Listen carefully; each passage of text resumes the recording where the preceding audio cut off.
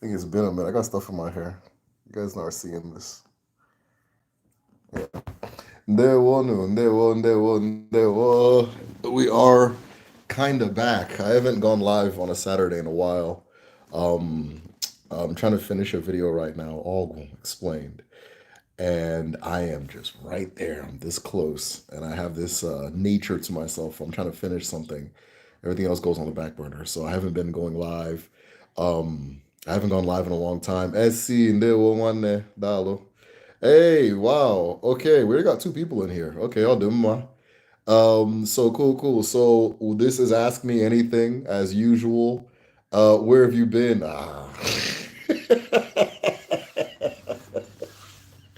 I don't know. No, I've been here. I've been around. So, yeah, I've been trying to finish this video, and then I've been so I've had this or two videos actually, and I've had this mentality that's definitely not the best, but it's mine, so I'll own it. Where I don't do it, I'm not doing anything till I finish them. And the worst part of it is I don't think you guys know how serious I mean by anything, right? So it's just how I am. If I disappear, I'm working on something. I'll do my. Hello, it's so good to see you. Hey, coffee and cake. Let me go closer and see who that is. I feel like I can recognize the face. Maybe we've spoken before. I didn't recognize the name, but I'll do my. Udo. Hey, I hit the first thumbs up. Man, I wish I don't have cola nut. Those of you who have kids, they've got a new wave of something going around in the elementary schools. All the kids are sick, and then now my wife and I are coming down with something. But I just drank ginger. I don't remember what it is. Ginger, honey. I didn't have any real vitamin C, so I crushed up a vitamin C tablet, which we'll see if it's real. And what was the other part? Garlic. And the last time I felt like this, it worked very well, and I was good. So we'll see where it goes. But you're gonna see me looking like this the whole time. You're gonna see me losing thought very often, but we'll see where it goes. Anytime I have these conversations or I do these lives with you guys, if I'm not feeling 100%, which happens a lot now that they're dropping illnesses like mixtapes. Anytime I have this discussion, I'm always like I feel way better. So I think this is the medicine I need. I'll do my hey, the questions are coming. Oh, all right. So eight already. Wow. I'll do my all right. So this is our rule, guys. We set a number, and then once we hit that number, we go ahead and begin with the ask me anything. So today I'm going to set the number at 15 since we're already at 10. I'll do my. Should Uli tattoo be done only by traditionally? Oh, okay. Keep those questions on deck. I'm gonna be answering them. Is Kedu beginning classes for open enrollment? Should I? I'm gonna answer that one too. I'm gonna answer all these questions. Keep them rolling. Once we hit 15 people, all the answers are gonna come pouring in. So drop all the questions that you can. I'm gonna see if I can make it through this. Ask me anything. And I got 9 people in here, probably 10, and only 4 of you have hit like. I don't know. Maybe I should just turn. Maybe I should turn it off. Maybe I should just shut down the whole medicine show. Since people want to come up in here and not hit that like button, right?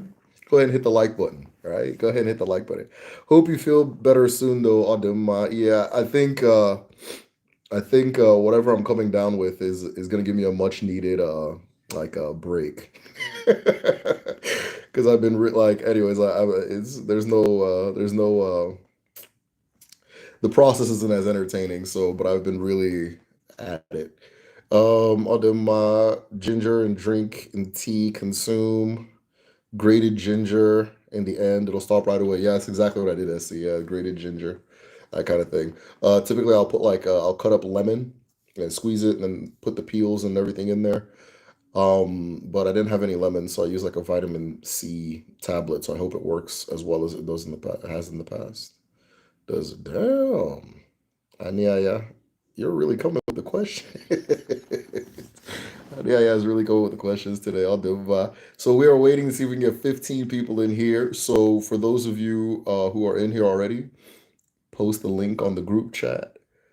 Send the link to that friend that you know would be interested in these things, that family member that you know would be interested or may have questions. Share this on Twitter, share this on Instagram, share this on TikTok, share it everywhere that you can. We want to see if we can get 15 people. Once we get 15 people in here, we're gonna go ahead and start. And the more I talk about it, the less people we were dropping. So I'll do my I was trying to get sick, and my baby made me bitter lemon teas. It's bitter, but it works. Oh yeah, that bitter flavor is a sign of health. It is a great thing. There's not too many bitters in like Western food, but we eat bitter leaf at home. You put it in soup. People deliberately seek out bitter foods and things like that, and it's very good for your health. It's good for your blood sugar and a bunch of other things. But a lot of medicines will have bitter leaf or something bitter in them. I have so many questions. Keep them rolling. Keep them rolling.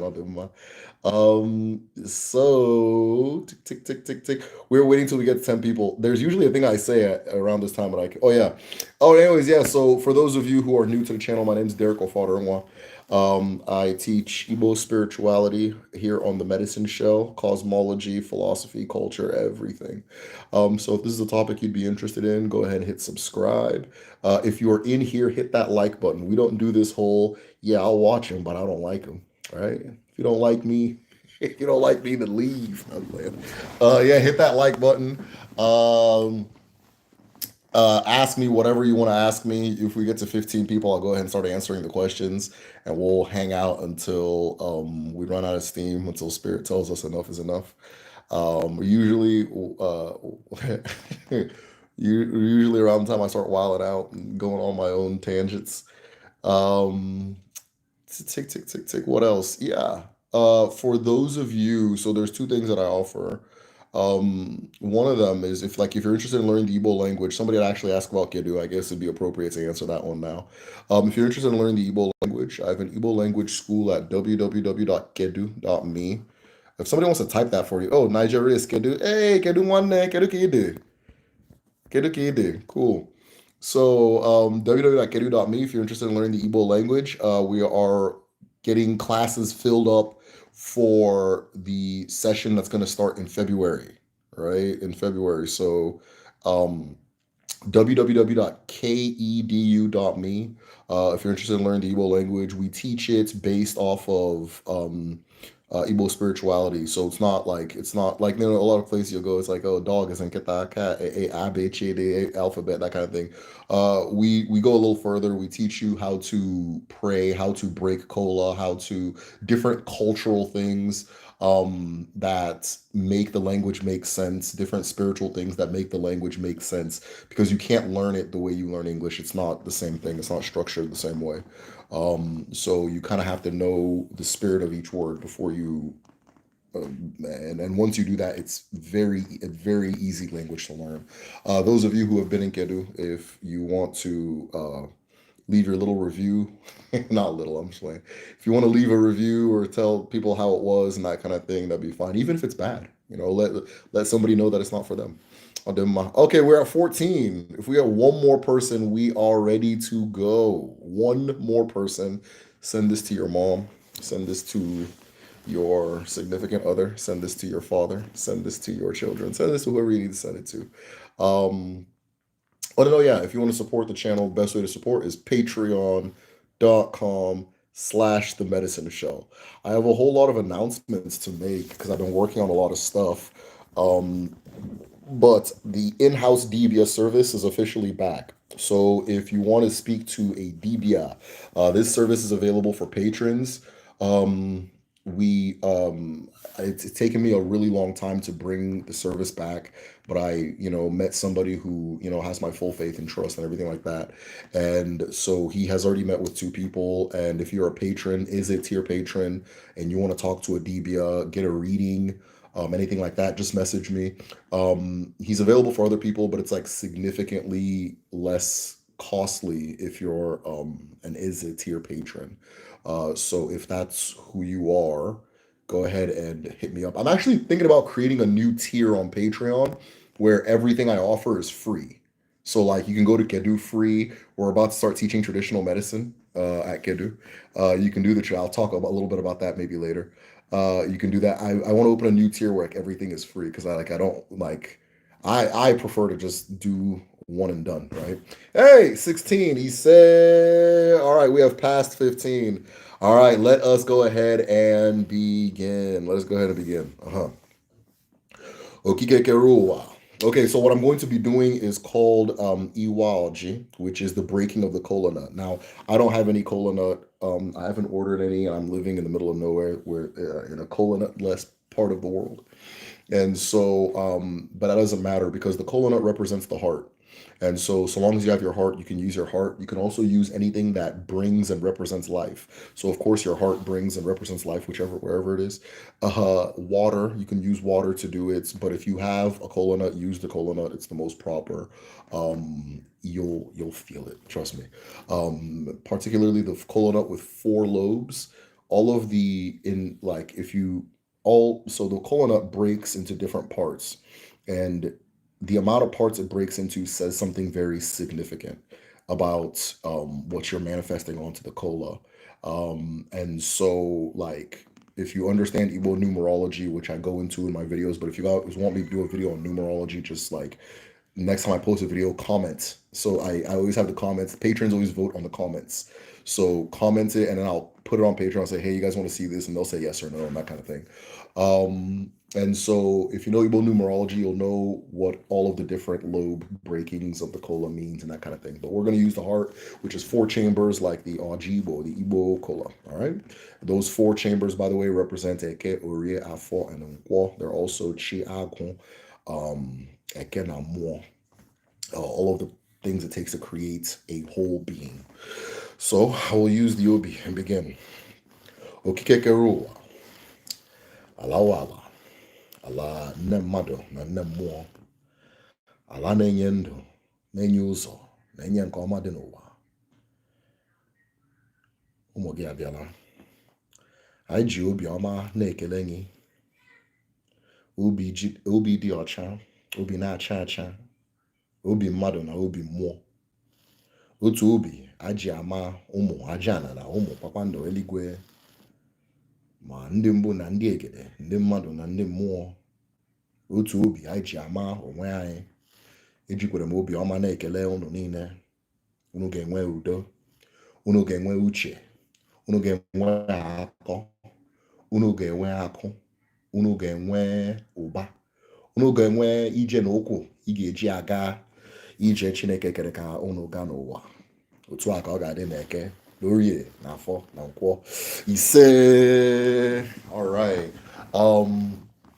Adema. Now, before I start, so speaking of, so like I said earlier, we officially have an in-house Debia now on Patreon. So him and I were talking today, and he shared an ilu with me that I wanted to share with you guys before I start the questions. And I'm gonna try to remember how he said it, but it was um um oh yeah, Uzo. Okay, Uzo Nganga Naga. Okay.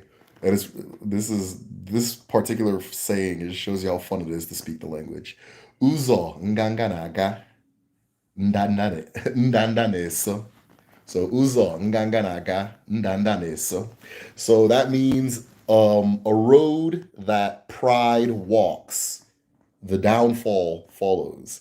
Nganga is like Nganga is like going about, like it's hard to explain, but it's used to say pride, kind of like marching about, that kind of thing. So the road that pride follows, the downfall, Ndanda, the downfall, or wait, the road that pride follows, the downfall follows behind it, or something like that in English. It doesn't sound as good in English, but first comes pride, then comes the downfall. That's really a concise way to say it in English. So uzo nganga naga ndanda neso. So there, uzo nganga naga ndanda neso. When pride, something like that, is the road that pride follows, the downfall follows behind it. It doesn't sound as nice in English, but I'll do my. Yeah, all right, let's begin with the questions. You guys ask me anything. I want to say just about anything, but I'm open today, so ask me whatever. Um, what else? And then yeah, I'll be answering the questions. If I miss your question, ask it again. It's all good. And it's not on purpose either. I'm just trying to read comments and answer questions. All right, let me begin. Where have you been? I have been working on a few things. Thing number one, I've been trying to organize a traditional medicine class, all. So I have an online university, www.gedu.me, and gradually we're going to be introducing different classes. So the first class we used to launch was the Igbo language class. So anybody that wants to learn Igbo, we have three levels: Igbo one, two, three. One is if you've never spoken Igbo before, you have like limited history with it. Two, you speak Igbo like myself, but you need to work on like pronunciation and being able to speak things firmly and that kind of thing. And then three is like you want to be as good at with Igbo as you are with English. So you want to be able to converse casually and that kind of thing. So after three, we've had one person finish three. I got about four people that I really want to see sign up for three because they're there. They're just right there. They need that one last thing and they're completely fluent. But even after two, they can speak. I speak with them, that kind of thing. I might start calling you guys' names, but we had one person complete, and I got about three that I want to see finish three because I know that they can really take things to a different level. Um, you probably know who you are and that kind of thing. So there's that. So that's the first class. But right now, we are organizing a traditional medicine class. So our in-house Dibia Uzochukwu, is going to be teaching those of you who have the gift of the healer, right? Who have Ishiagun, the head of Agun. Agun is your guiding light.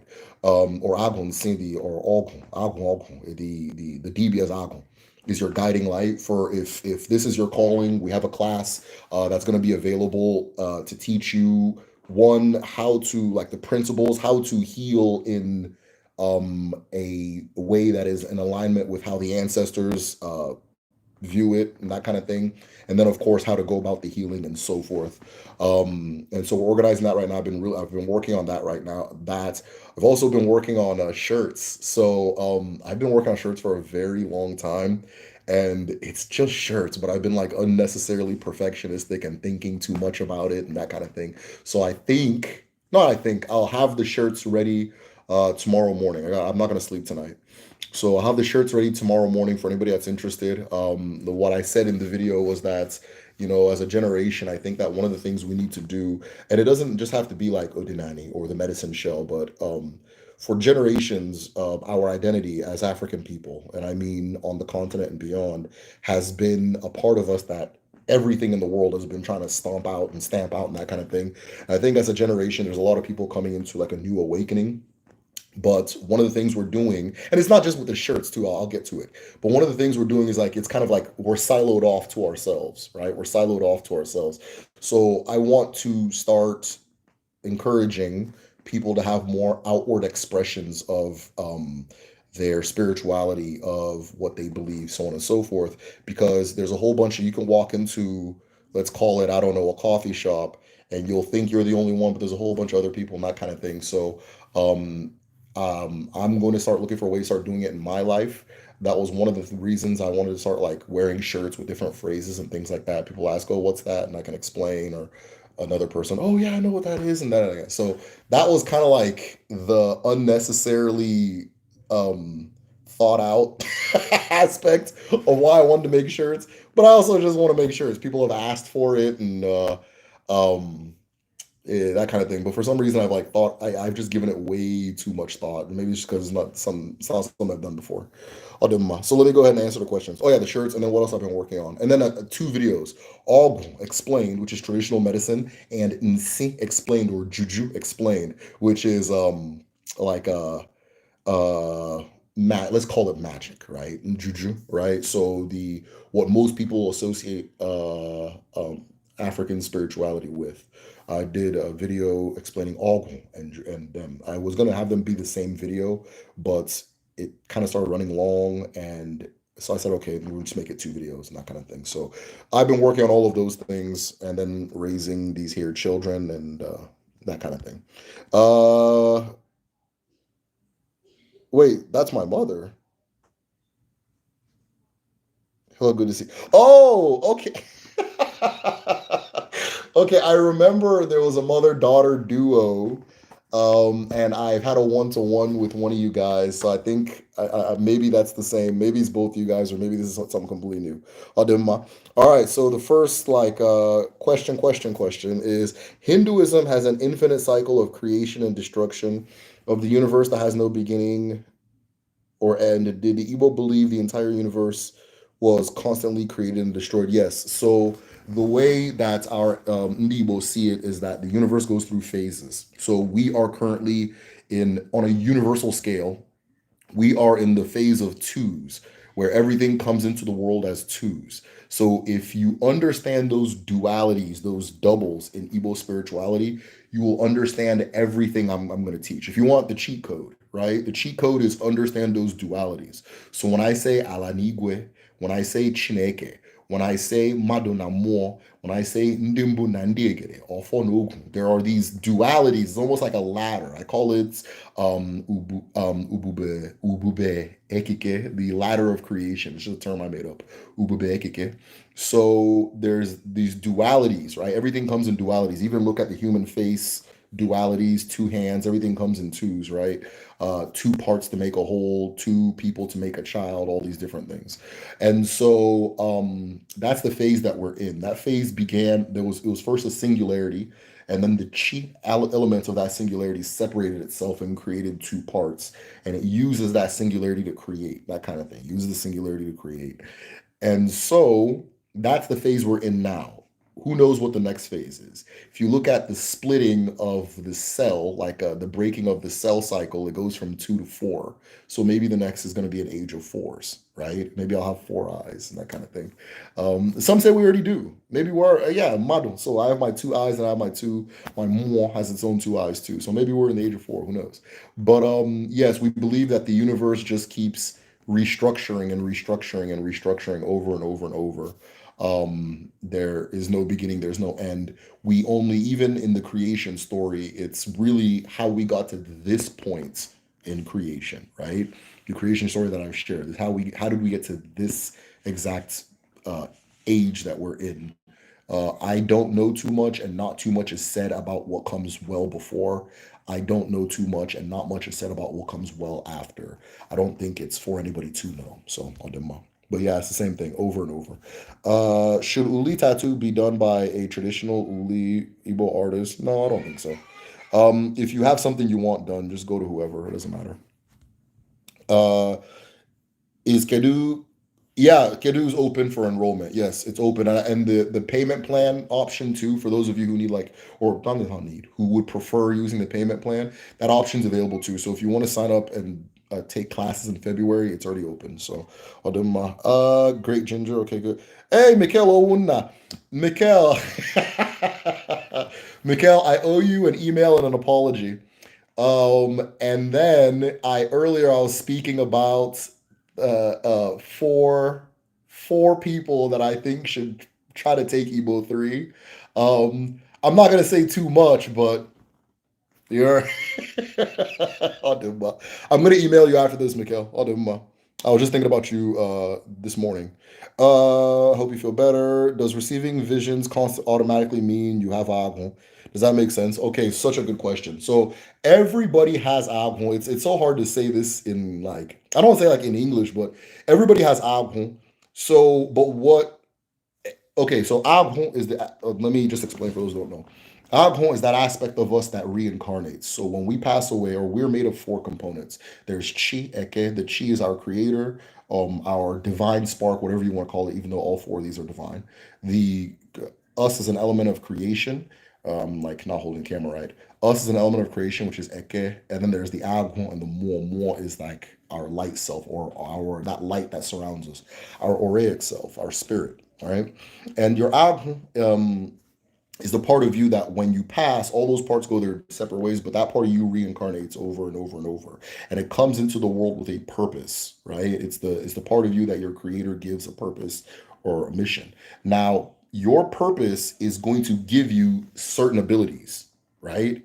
So everybody has Abhun, but some people's Abhun gives them exceptional physical strength. Some people's Abhun gives them clairvoyance. Some people's Aghon gives them something in abundance higher than other people have. So there's something that you have more than the average person. You have it in abundance. Your cup is overfilled with a particular set of gifts, right? And the true nature of Aghon is to serve. So you use that particular thing to serve those who don't have it as much as you do. So everybody has Aghon, but if you're saying like the Aghon, like Dibia Aghon, Aghon Ishi, yeah, I would say that's probably a sign, right? So those extra sensory abilities.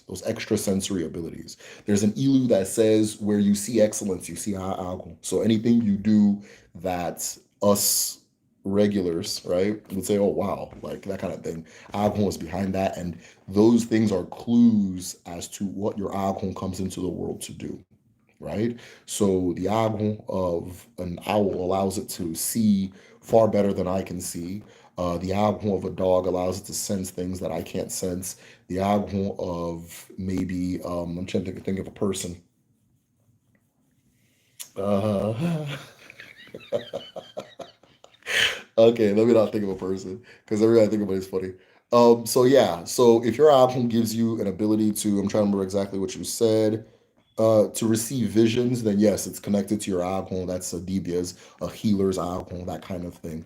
One of the things about Aghon is that if you really think about it, everybody is a Dibia. A Dibia is a master D of Abia, which is divine light, right? And all of us have a particular divine light. Now we use Dibia to say the person that has a divine light specifically connected to healing, and specifically connected to knowledge. But whatever that Abia that you receive that others don't receive, use it to serve others. But it absolutely does mean that. That's what it means. You're a healer. Ademma. I was starting to get sick. Oh, okay, okay, dope, dope. I have so many questions. Okay, let them roll. I'm sure you have, anyways. What is the importance of the hawk? Or its meaning in Odinani. Cool. So those higher birds of prey, minus like the raptor, or not the raptor, sorry, minus the why did I say raptor? Minus like the vulture and things like that. So the eagle, the falcon, the hawk, all of them are associated with Igwe. Igwe is the father. Igwe is the sky. Igwe is the masculine divine principle. So hawk, eagle, all of them, particularly the eagle, are all associated with the different ways that that particular force manifests itself. The so different communities will have different names for this principle. Some will call it Igwe, some will call it Amadioha, some will call it Ekwensu, some will call it Anyanwu. There are different names and that kind of thing, but they're all interrelated. They're all the same thing, different faces of the same force, and sometimes different names for the same thing. And so the eagle represents what that element represents, which is justice, which is the hero, which is truth, which is purpose, which is mission. So, like for example, Aghon has two heads. It has the feminine head and the masculine head. The feminine head is Arobinago. It's Arobinago. The feminine head is the one that carries all of the power of Aghon. So that is the one that is connected. That is the one that can speak to the leaves, and the leaves will tell it what it heals. That is the one that is clairvoyant and all that stuff. And then the masculine Aghon is the one that holds the awful. So that's the one that holds that mission, that purpose I was talking about, right? And with that purpose, it also holds a certain set of principles that you are going to follow. So if you have, everybody's Aghon is going to have a certain set of principles that it comes into the world to follow, right? I'm trying to think of some that I've learned are associated with my own Aghon. Uh, I know that part of my Aghon doesn't like to make people feel small, right? My Aghon doesn't like to make people feel small, or it doesn't like to make people feel bad. Anytime I do that, the next, I can't make out sentences. Like, okay, it's just, I I can't say anything that makes sense after that. If I'm ever in like a conflict with somebody, my ability to speak clearly vanishes, right? And that kind of thing. And I know that one of the gifts I have is my ability to speak. And so when it goes away, I know that, okay, my alchemy said, yeah, yeah, you're on your own, homie. Go ahead. So yeah, you just kind of through life, you learn what works with your alchemy and what doesn't, and use that to gauge yourself. My alchemy doesn't like to like uh it leads, but it doesn't like to hold and control people, right? It leads, but it doesn't hold and control, that kind of thing. So so anytime I see things like that, it makes me uncomfortable. uh in a video you made, you said that two people can be born with the same Onyowa. Okay, perfect. Yeah. I have a friend who has the same purpose as me, of me, as me. We're both shamans. She has schizophrenia. Yeah, okay.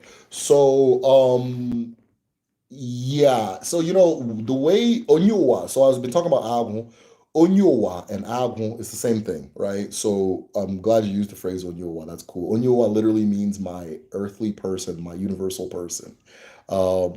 It's the person you reincarnate from. They can come through multiple. They can come. An individual can go into multiples. In the Igbo tradition, it typically goes into the same family, right? It typically goes in the same family. I do have questions, like, so if you have a culture like American culture, which is not as like family heavy as Igbo culture, is it going to be the same, right? Maybe it'll go to friends. It'll go to like, oh, he's a Democrat too. Maybe it's a political party thing. I don't know. But typically it'll be people within the same family, not necessarily like non-related people. It won't be like people you're not related to. It's rare that it's rare if it ever happens to a non-related person. But I don't know if that is because of the nature of Igbo culture, right? Like me as an Igbo man, logically, why would I reincarnate in somebody outside of my family? That doesn't make sense to me. But to an American, I can see that making sense. You know what I mean? And so yeah, so yeah, I don't know. You guys having the same purpose may not necessarily mean you have the same Onyowa. It just means that your Onyowa and that person's or her Onyowa both had the same purpose, but they're not necessarily the same, which happens, right? We just recently found out my daughter's Onyowa is the woman that I told the story about. Okay, so I told the story about her husband healing my brother's leg. And my brother was supposed to, according to like American doctors, he was supposed to not be in a wheelchair because he fell and broke his leg as an infant. But they healed his leg by burying it in the ground and doing all kinds of stuff. And so I thought it was my grand uncle that did it because that's who I saw doing everything. But my mom explained that his wife is actually the one that guided the whole thing, but she was blind. And I remember her, she used to read like akaraka, she used to read poems and dreams and things like that. And she was actually the one that was giving him the instructions because she watched my video. She's like, that, oh, I like that you put that, but it was actually Dea Kumbu that did it. So she has come back as my daughter, maybe as a thank you for mentioning her work and that kind of thing. So she recently came back, but again, within the same family, that kind of thing. So, Ademma. What do you believe the statewide solution to regaining collective consciousness, Igbo spirituality, especially of our youth? I believe it starts based on a curriculum. Oh, that's such a good question. Whew, whew, whew. That is a good question. That is a really good question. So I think one of the things I think inevitably will return because our ancestors, and I say this, and I don't know if I've spent enough time with the thoughts to say it as clearly as I need to say it. So I'm going to give it a try. I'm not talking about anything that we believe, right? I'm not talking about what Igbo people believe or Haitians or Jamaicans believe. That's not how we operate. This thing, if you put us on Mars, everything I'm talking about is going to come out. If you put us on Pluto, everything I'm talking about is going to come out, right? Anywhere you put us, it's going to come out. It's not coming from here. You understand? So what tends to happen is everywhere in the world it's being suppressed. Like people are trying to make sure it doesn't spread or so on and so forth. And two things typically happen. The agents of suppression become uh Udinani people or Udinani institutions and things like that, right? So I'll use this example. The church in America was used to colonize and enslave Africans here in America. And very soon after, the church in America turned really African, right? Turned really African. And if time goes and time goes and time goes, it'll all the other European trappings will kind of shed off. You understand? So I don't think that this is something that we need to like worry about youths returning to, right? It's in them. It's going to come out. It's inevitable. The instruments and the structures that try to control it are buying time. They put in different efforts to keep the suppression happening, but it's inevitable that it happens. So I don't think that, I mean, I think like a curriculum would be cool for, but a curriculum would be good, but it would be good to destigmatize things. So I agree with you that a curriculum would help, but the curriculum should focus on like Nzu is not evil, Oji is not evil, your ancestors are not evil. Once that stigma breaks away, then those chains start breaking away and things start coming out. So a curriculum would be good. Making the knowledge available and then showing people, right? Madubu chibe, yeah. So showing people that it works, showing people that it is a guiding light, right? So for example, I teach what I teach. If my life is not operating correctly, right, it would be very hard for a person to hear what I'm saying and say, okay, he's on to something.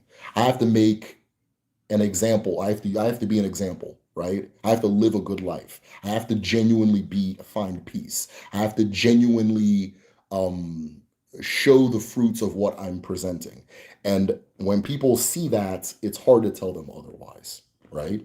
If I was going around here and I was a violent or hateful or ignorant person, and I'm still talking about this stuff, it's like, well, I don't want that. I don't want that from that person. So those of us who are in this generation of awakening and this generation of return and awareness, be conscious of how you're living your life. Make sure your life reflects your principles because your principles will show themselves, right?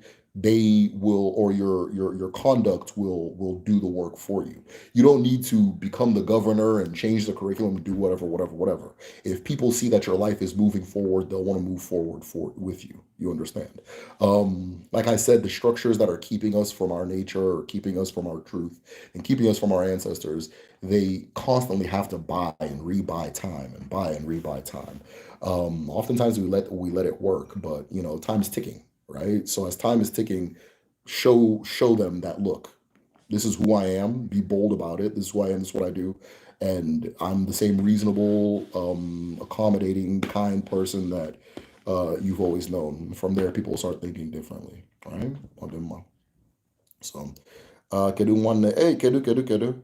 Statewide solution. But yeah, curriculum is a good start. Check out Ozioma Odinani. So they have like a class. They teach like children and adults and things like that. And as they're teaching people, you'll see that one, there's really no resistance. There's really no, we keep, oh, my mom is Christian, my dad is Christian. We're always just scared all the damn time. There's no people are ready. People are ready. They're tired of being lied to. They're tired of the bullshit. They're tired of this false reality that colonialism sold in order to steal. Everybody's aware. They just want to, okay, there's just this wall of fear. Once they get past that wall of fear, that thing that's inside of them, it comes out 100%. It comes out, right? I can go on and on about this. I need to spend more time with the thought so I can say it as clearly as I need to say it because there's a lot there. I've had three dreams of pythons, a dog, oh wow, and a mummy chasing me, lol. Do you know what this can symbolize? It happens three nights in a row. Damn. Um, that's a little bit above my knowledge level to tell you exactly what each thing means in your dream. I would talk to a Debia about it, but I can tell you just outside of the context of your dream, the dog is the Debia. It represents the Debia. It represents Neago, Ago, the mother. Or what was I going to say? The python represents the water and the land. So any feminine Abara has a connection to the python. And you said a mummy. I can't tell you what that. I can't tell you what that is. I can't tell you what the mummy represents. I don't know. You would have to talk to a Debia about that. But I can just tell you about the dog and the python, just outside the context of your dream, and that kind of thing. Can you show your shirt? Yes, this is my brother's merch. My brother is influencer rapper named Screwface Jean. It says uh, it's like backwards here, so it says from the village, right? So we all grew up watching Dragon Ball Z, so it has the Dragon Ball Z animation, um, and it goes from the village, a little Afro kid, that kind of thing. So yeah, so it's just representing those roots. I'm going to. I'll put the link. I'll put the link like when this thing is done because I can't do it now unless somebody has the link and can post it now. I'll put the link in the comments if you guys want to get the shirt. So it's a really cool one. All right. Do Igbos celebrate winter solstice? If you live in the modern West, you can start by connecting. Okay. Do Igbos celebrate winter solstice? I don't think so. Because is are we in winter solstice right now? Yeah, there's no celebrations going on right now. So no, I don't think so. Um, there's no winter there. So the seasons are different there. There's two seasons. There's dry and wet. The two seasons are dry and wet. So right now we're in the dry season, Hamatan. And it's just kind of dusty everywhere, but it's not winter. So no, I don't think they do. Um, if you live in the modern West, how can you start connecting to African spirituality? The first thing you can do is learn who your ancestors are, and I'm actually gonna make a very short video, probably on TikTok. It's just gonna be because I figured out the easiest way to explain how and what African spirituality is. I'm gonna say Igbo, just because I don't, yeah, yeah. So the first thing to do is to start learning the names of your ancestors and their stories. Learn the names of your ancestors. Just forget all that other stuff. You know, people always want, oh, what's my Orisha? I mean, okay, just learn the names of your ancestors and learn their stories. That's the first place you start. Okay, names of your ancestors, learn their stories. Okay.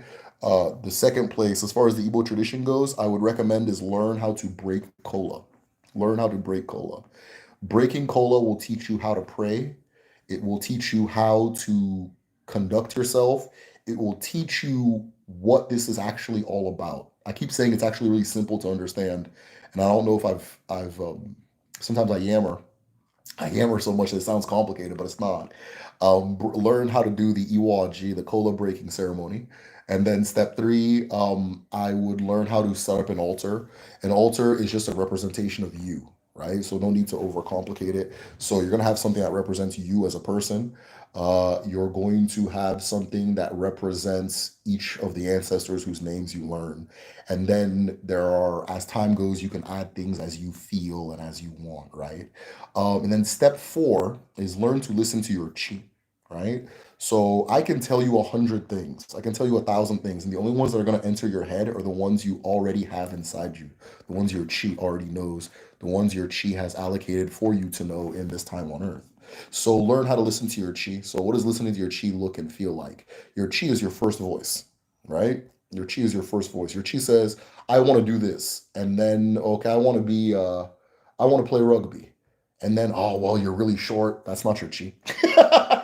Oh, well, I don't know if you can. That first voice, that very first voice that says this. Sometimes we can call it your intuition. You can call it your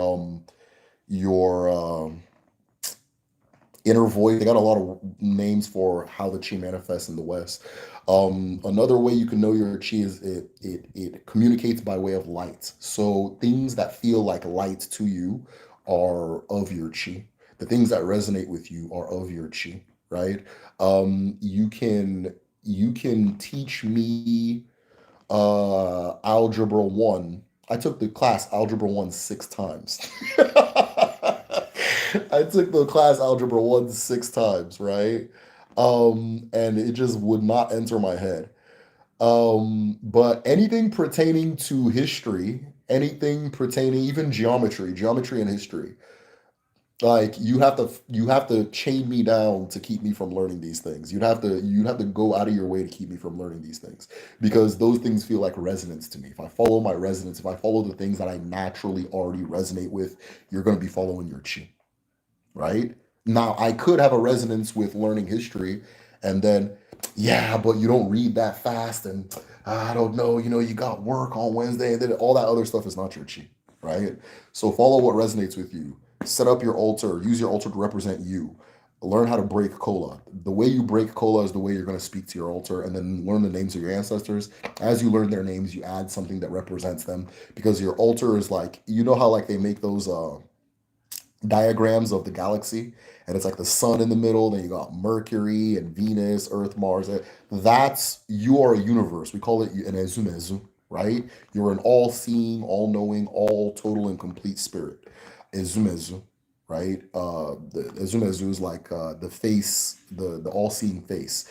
So you are a universe onto yourself. You are a galaxy onto yourself. Learning spirituality is learning the makeup of that galaxy, right? Oh, it has a sun. Oh, it has three planets instead of two. Oh, okay, it has a Pluto over here. It has this and that. And, oh, it has no planets. It's just a sun. That kind of, learning your own unique universe and then operating according, right? Oftentimes, the world will try to have you be what it needs you to be. That's fine too. But once you start understanding who you are as a person, and it goes there. Another thing to consider when I say who you are, I don't mean it in the Western sense where you're just this like individual, right? I say this all the time. In the African way of seeing a human being, you are a page in a book. You are a page in a book. I think the Western way, you're just a book. You're a whole book, right? But in the African way, you are a page in a book. There, in order for me to understand what's happening on this page in the middle of this book, I have to understand what's the title, and I have to understand the pages that came before it. So a lot of African spirituality is going back and reading your book, right? A few generations ago, I was in Virginia, right? That kind of thing. And then a few generations ago, I was in Baltimore. Then a few generations after that, I was in Guyana. And then a few generations after that, I was in Akanland in Ghana, right? And you have names to pinpoint all those different things. You'll never learn the names of all your ancestors. There's not enough time in the world. But it's a perpetual journey. It's a constant journey, and the more you learn, the more you expand. I recently learned more about my paternal grandmother's family, and learning about her father and that type of thing has completely helped me understand who I am way more, way, way, way, way more. Because I see a lot of my traits coming from that side, right? That's where I get what the white man would call ADHD, that kind of thing, um, and so forth. And it's funny too because I remember growing up with my grandmother. I'd always hear her say "Echefolim blank blank blank," whatever it is, and she's patting herself, which means I forgot my whatever it is. She's always forgetting something and patting herself, and that's me in a nutshell, right? Keys, wallets, all that different stuff. But then she's like very creative, and you see it in these little subtle things. I remember one day she used an American flag to tie chafu, and that shit looked so hard. It looks so hard. And I was like, oh, grandma, it looks good. She's like, okay, thank you. And I know that I've actually seen her do really creative stuff with her attire, like through my entire life, things like that. So my creativity and all those different things come from that side. And so yeah, it's just constantly learning those people and reconnecting and all that stuff. So I hope that was long ass answer was good. Uh if I seek to introduce Odinani tradition back into my family, do you think I should learn Igbo? Eventually it would be nice if you do. I would learn enough Igbo to break Kola. I would learn enough Igbo because the Kola nut does not speak any other language than Igbo. So I would learn enough Igbo to at least be able to break Kola, and you're fine. If you're asking me this question, I'm going to assume you have ancestors that speak English. So using English is fine. Using English is fine for you, right? So I'm Black American with heavy Igbo ancestry. Yeah, I would. But the more you learn, the more you're going to grow, I believe, as a person. So Chukwuigwe, kedu kwanne. Somebody says, yes, I had one on one. Yeah, okay, cool. I asked you about a dream I had with a bowl. I had three men like bags with rain over their heads. Okay, I'm not gonna go. I try to keep the one-to-one stuff like between me and the person. But yeah, I remember. Awesome. Um, what are your thoughts on Ndebe, the new Igbo writing system? It's cool. Yeah, I've seen it. It looks really. The aesthetics are incredible, and the person who made it was very creative. That's very dope. If if she has a way of making it official, it'd be interesting to see. She has my support. But yeah, it looks cool. I like it. I like it a lot. And I think that elements of it, if I'm remembering the video she made, I think elements of it communicate Igbo very well because if I'm remembering correctly, it focuses on like like sound groupings rather than letters, right? And sound groupings, as you'll learn in Igbo too, right? So if I say uga, nga, iga, all these things are all connected because the ga is grouping, is a grouping.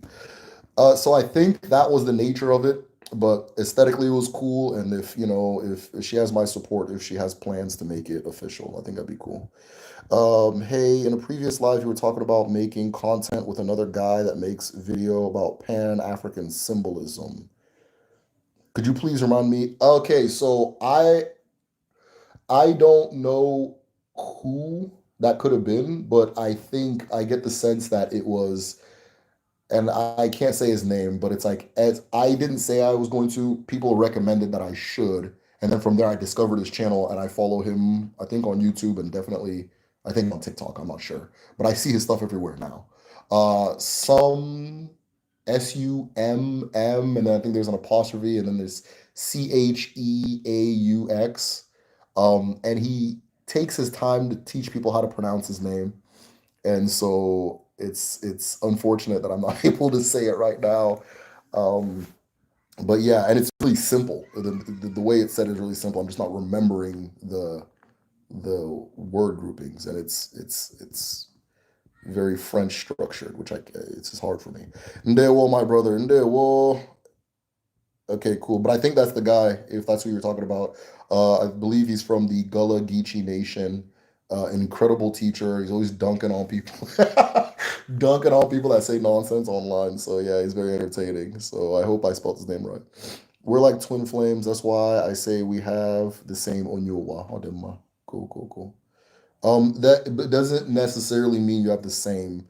It again in the Igbo tradition, it goes family by family, unless the person's related to you. But Onyowa is not the same thing as twin flame. I don't know what twin flame is, right? I don't know nothing about that. But Onyowa is not the same as twin flame. Um, Sometimes you won't get along with your the people you incarnate from, but you'll have a lot in common, which you've pointed out anyway. Adema, but it's not the same as twin flame. Do you think the Biafra War impact on Igbo? How do you think the Biafra War impacted Igbo culture, spiritual? Tremendously, tremendously. The Biafra War took away, or not say took away, but it suppressed more of these traditions than colonialism did.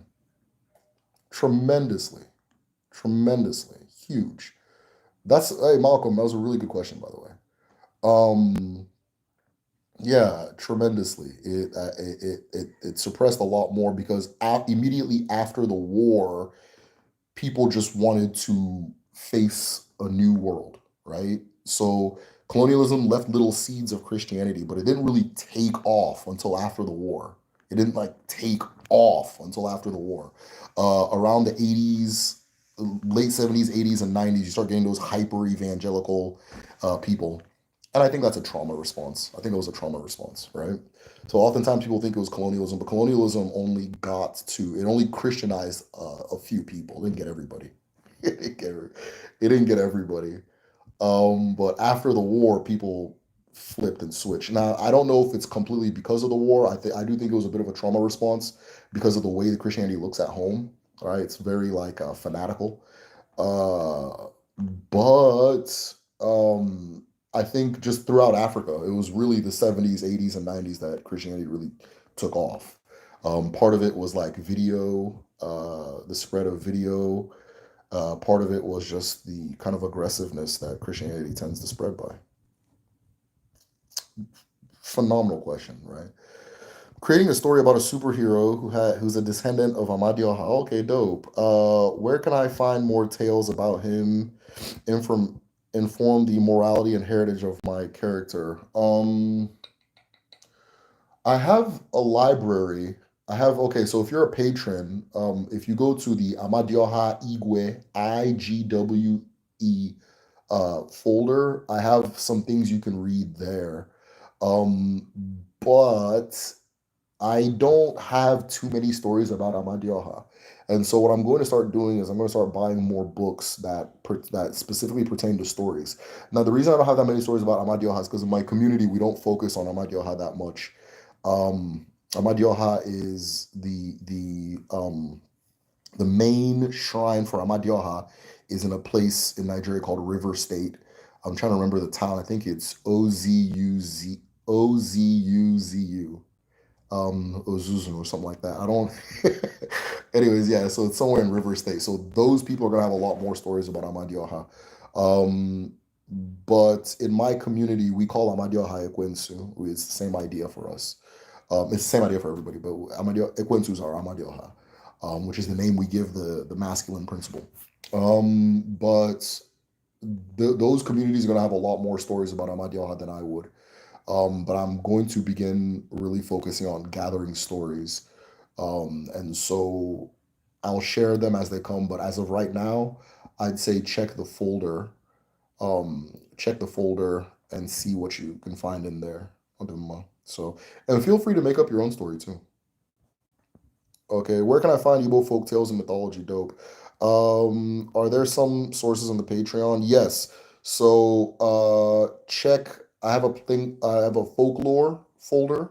I think it's called folklore. Yeah, folklore stories, something like that. Just yeah, check the Patreon. And then books are always a huge asset. So any book that is like Igbo folk tales, Igbo stories, yada yada yada. But here's the thing.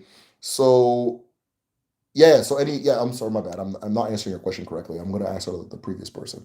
So there's books on Amazon. I would check them and then check the folder on Patreon. If the folder's not enough, then the books will be fine. Um, to answer the Amadioha question, so you'll notice that in Igbo spirituality, there's not that much emphasis on the Abara. So it is a little harder to find stories about the Abara. You'll find more stories about like animals and people than you will about like the different Abara. There are stories that do exist, and I've shared a lot of the ones that I know on the channel. But it's not like the Yoruba one where there's like a whole lot of stories about like the Orishas and things like that. So I don't know because the idea that the Abara are elements of nature is still very strong, and it's still very strong. So like you know, so usually like those stories where it's like kind of more people like where things are we just use people in those places rather than the Abara. Hope that makes sense. How is all fall related to purpose? Wow, dope. They both have to do with upholding order in the universe. Game of life, absolutely. I'll try to be quick with your answer because I feel like I'm taking a long ass time answering questions. But all fall. So you come into the world with a purpose. Whatever that purpose is, you are capable and fully able and fully ready at all times to do it, right? Um, if you move towards it, you will win. So the all fault is almost like an agreement you make with creation, where it's like, okay, I've imbued you with these special powers, I've imbued you with this special ability, I'm not even saying the word right. I have anointed you as divine and unique. This is every single one of us, divine and unique, right? But with great power comes great responsibility. So with this all fall, the all fall is like a contract or an agreement where you're going to keep these abilities and you're going to be this person and you're going to actualize and have this connection with your chi if you're following these certain laws, if you're following these certain agreements that you made before coming into creation, right? So that is your all fall. right? Now, there's nowhere where it's written or these are your rules. Do this, do this, do that, do that. You spend your whole lifetime figuring it out. But if you're true to yourself, they're self-evident. They're obvious, right? The one of the quickest ways to know what you're not supposed to eat is you're probably severely allergic to it, right? It's not like well, it says in the Igbo book you shouldn't eat whoop whoop whoop, that kind of thing. Though there are some things that on a community level people won't eat and things like that. But it's very much getting to know yourself. What are your laws? What are your laws as a person? If you can write your own 10 Commandments and not just what you think should be done, what is actual true to you, you'll come to find that when you break those laws, things happen to you that you wouldn't prefer, right? That you wouldn't like, right? I have my own laws, and I know that when I step outside of myself, things don't work, that kind of thing. So, so that's the connection with all fall and purpose. It's like um, I always use the apartment lease. You can live in here, you can use the kitchen and bathroom and call it your home, but just don't have dogs in here. If Don't be sneaking your friends talking about they're just visiting and that kind of thing. All the little rules that come with having an apartment. You break your laws, your cheat takes your lease. There are books on Amazon. There's also yes, okay, so yes, there's also podcasts that are good with folk tales. One of funny enough, akukọ.com. Okay, I'm sorry. Go to they're in Igbo. Patreon, not Patreon. Spotify also has some Igbo folk tales on it too.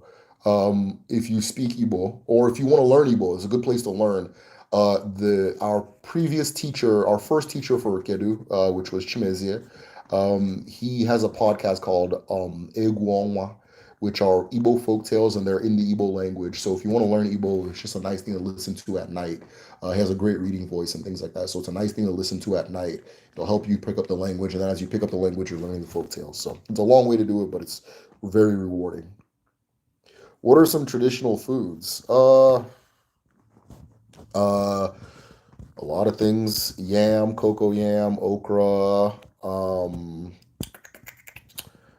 bitter leaf, lots of soups, rice. I mean, it's a wide gauntlet of traditional foods, that kind of thing. So much of that has remained unchanged over time. Something's been introduced, but it's funny too. There are layers of traditional food, but you'll know what is actually traditional food because once you become like a titled person, like an Nze or an Ozo, which is like a titled person, there's a lot to that too. There are certain things you can't eat, and then you realize, oh, okay, it's because our ancestors didn't eat it. So like cassava, cassava is new. It was introduced to us. It's not a part of our original food. People started eating cassava, according to my dad, who's usually correct.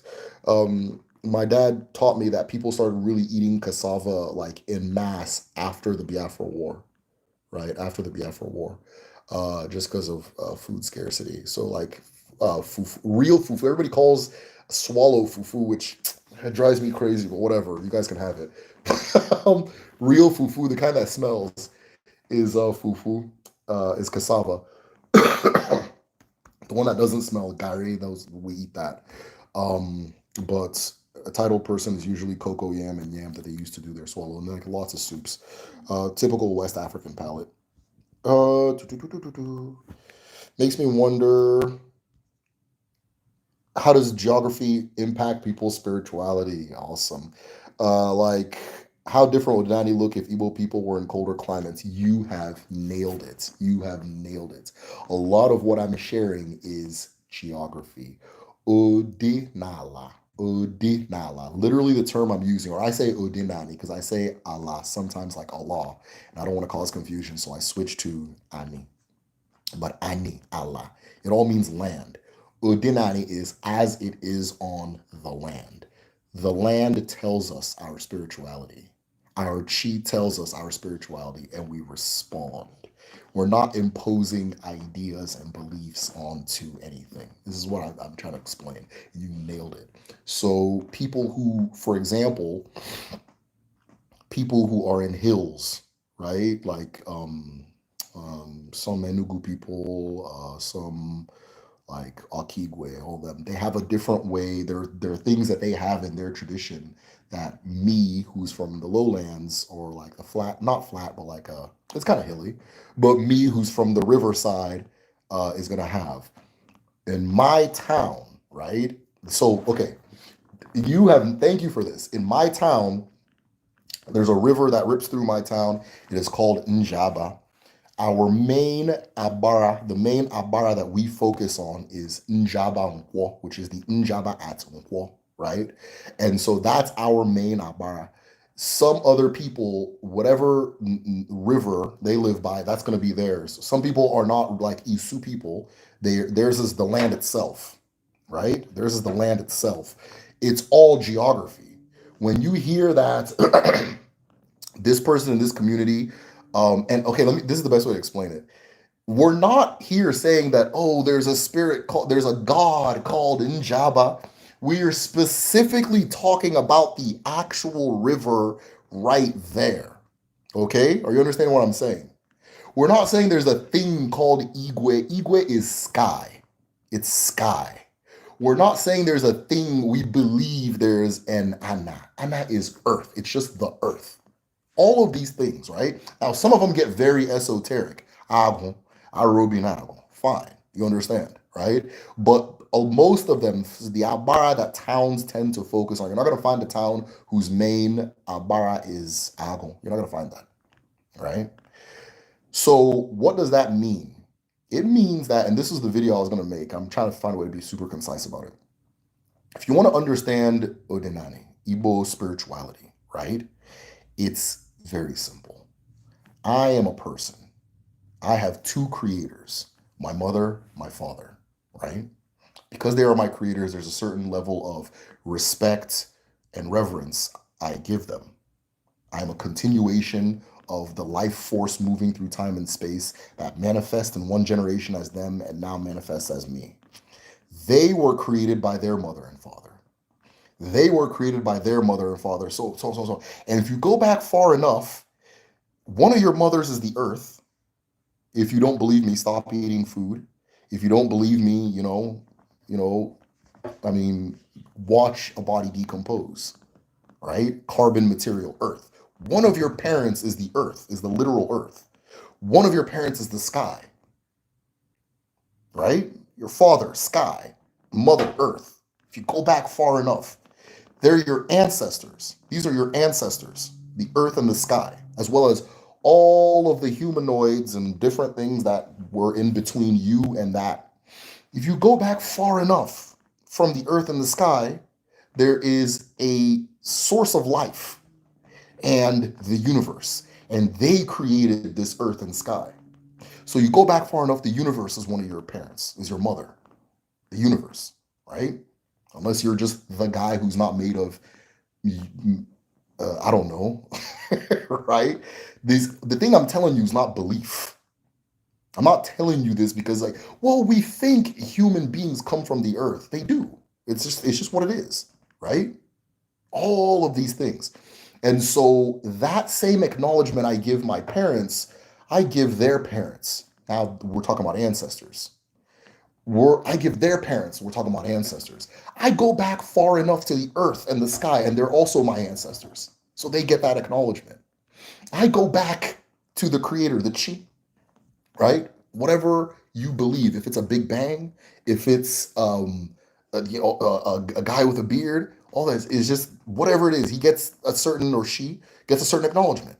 And the universe, it's undeniable, right? That's why I say Umu Ajana na Umu Papando Eligwe, children of earth, sand, and stardust. Umu Ajana na Umu Papando Eligwe, or children of sand and star. That's really what it is, right? And scientists have now confirmed that we're made of stardust. And we already know this.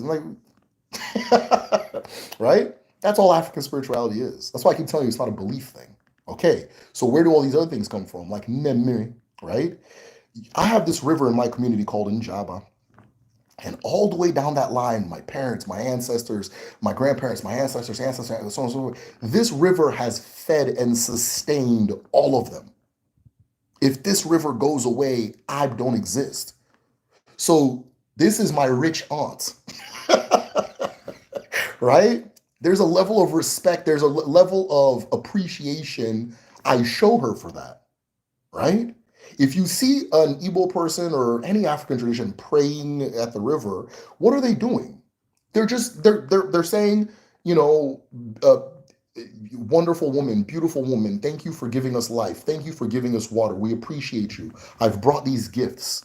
By the way, if you're at home and you are taking gifts to the water, please stop using plastic.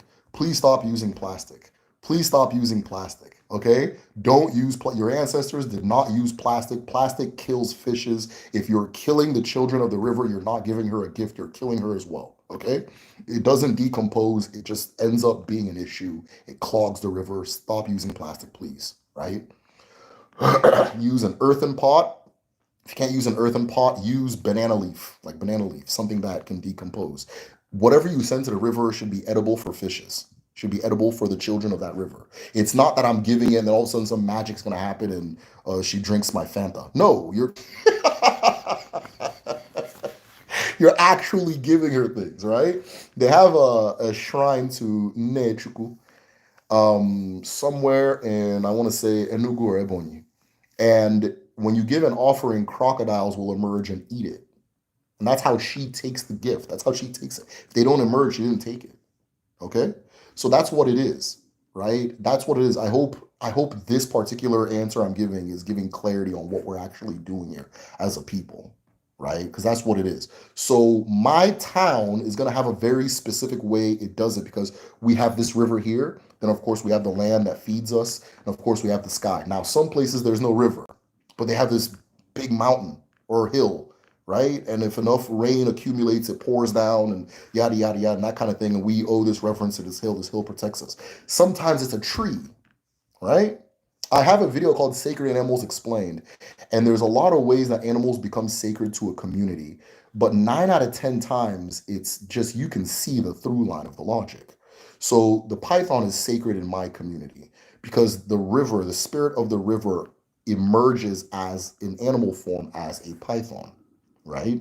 All wherever pythons gather, like there's pythons all over my community, but they always have this one place they gather. We know there's something special about that land, and so that's where the main shrine to the river is. Because again, these are the Njaba, Eke Njaba river pythons, right? They're part of Hershey's. They're all part of the same complex. It's all part of the same thing, right? Just like I have this brain, I have a heart, but I have these little hands that reach out, and I have feet that make me walk around. These natural formations, the earth, the river, the sky, they have all these different elements to them. Sometimes they are animal form, sometimes they're not. Sometimes, like the community, I think it's Aka. I think it's Aka. In Aka, there's a certain type of monkey that's sacred. The reason that monkey is sacred is because anytime somebody was coming to invade Aka, those monkeys would climb to the top of the trees and start screaming, right? Start screaming, right? And people will know we're being invaded. Somebody who's not from this community is trying to sneak in. So because of that, they owe a certain level of respect for that monkey for what it's a hero, right? This guy took a bullet for me. This guy saved me. This is the one that kept our people alive for X amount of time. So in this community, they'll treat the monkey the way you treat a human being. They don't you don't eat it, you don't kill it, you don't abuse it. If it comes to your house, it's a blessing, right? Because we live together, we're working together, right? That kind of thing. That's what it is. That's what it is. And so, it's I hope that makes sense because one of the things I'm getting a chance to do in this live is kind of simplify a lot of these things. So yes, geography is super important, right? Like here, the place I'm have now, there's this big ass lake. When I go to that lake, I'm very peaceful. It gives peace. It gives peace. So if somebody were to tell me describe that lake, well, the energy feels feminine and it feels very assuring and very peaceful, right? And that kind of thing. Some of you guys take nature walks and you feel the spirit of the environment you're in. You understand, right? It's not a belief. Nah, I'm feeling it right now. What do you mean belief? I'll do my. Can you recommend good books on the chi? There. Okay, so go to if you're a patron. There's the chi folder has a lot of really good books, and I mean books, books, books.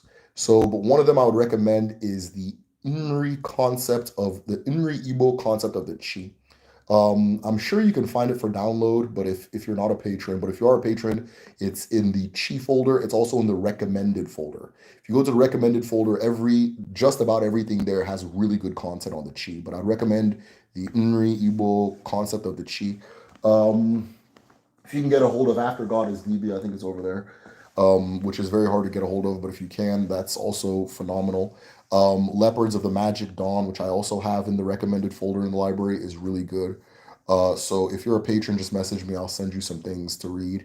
I've organized them in the recommended folder, like on like in order of difficulty. So if you look on the side, there's like a number. Start here, finish here, right? How accurate do you think Nollywood movies are when it comes to Igbo spirituality? All right, so this is what I'm talking about, right? In the 90s and in the 2000s, a lot of Nollywood movies were brutal and horrible about spirituality.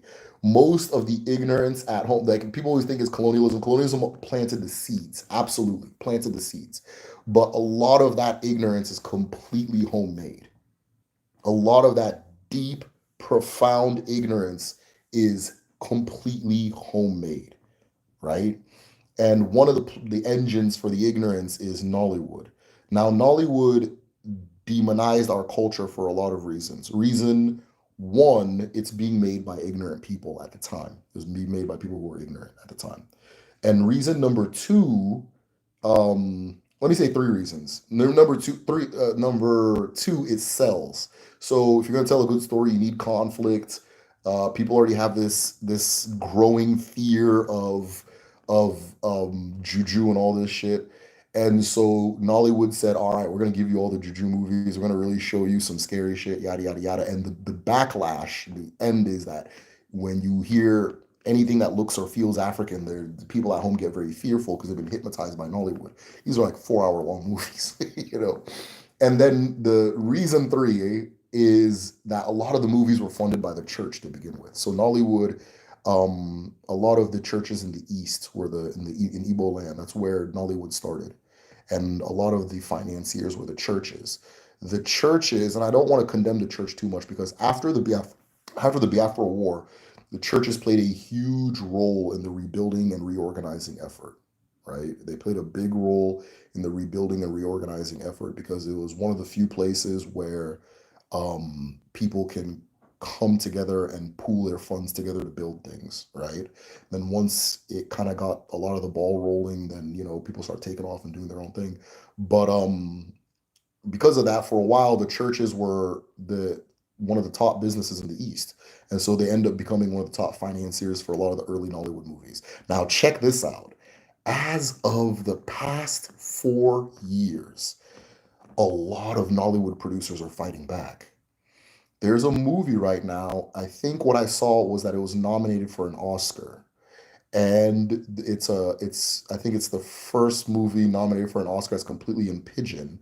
And the maker, I think his name is CJ Obasi. It's called Mami Wata, and it's very informed from everything that's being presented. It's very informed. It's not trying to spook you out.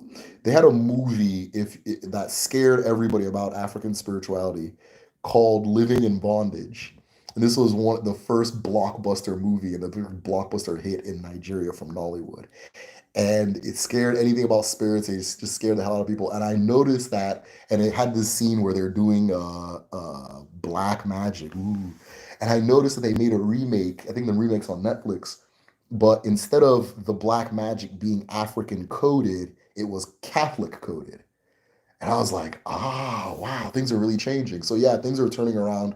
A lot of Nollywood producers are realizing that their industry is just like right after colonialism just took right over with the bullshit, and a lot of them are trying to fight back. Creatives tend to catch on to the concepts I'm sharing quicker than other people. So if somebody's gonna wake up before others, it's going to be movie makers, musicians, writers, and so forth. So,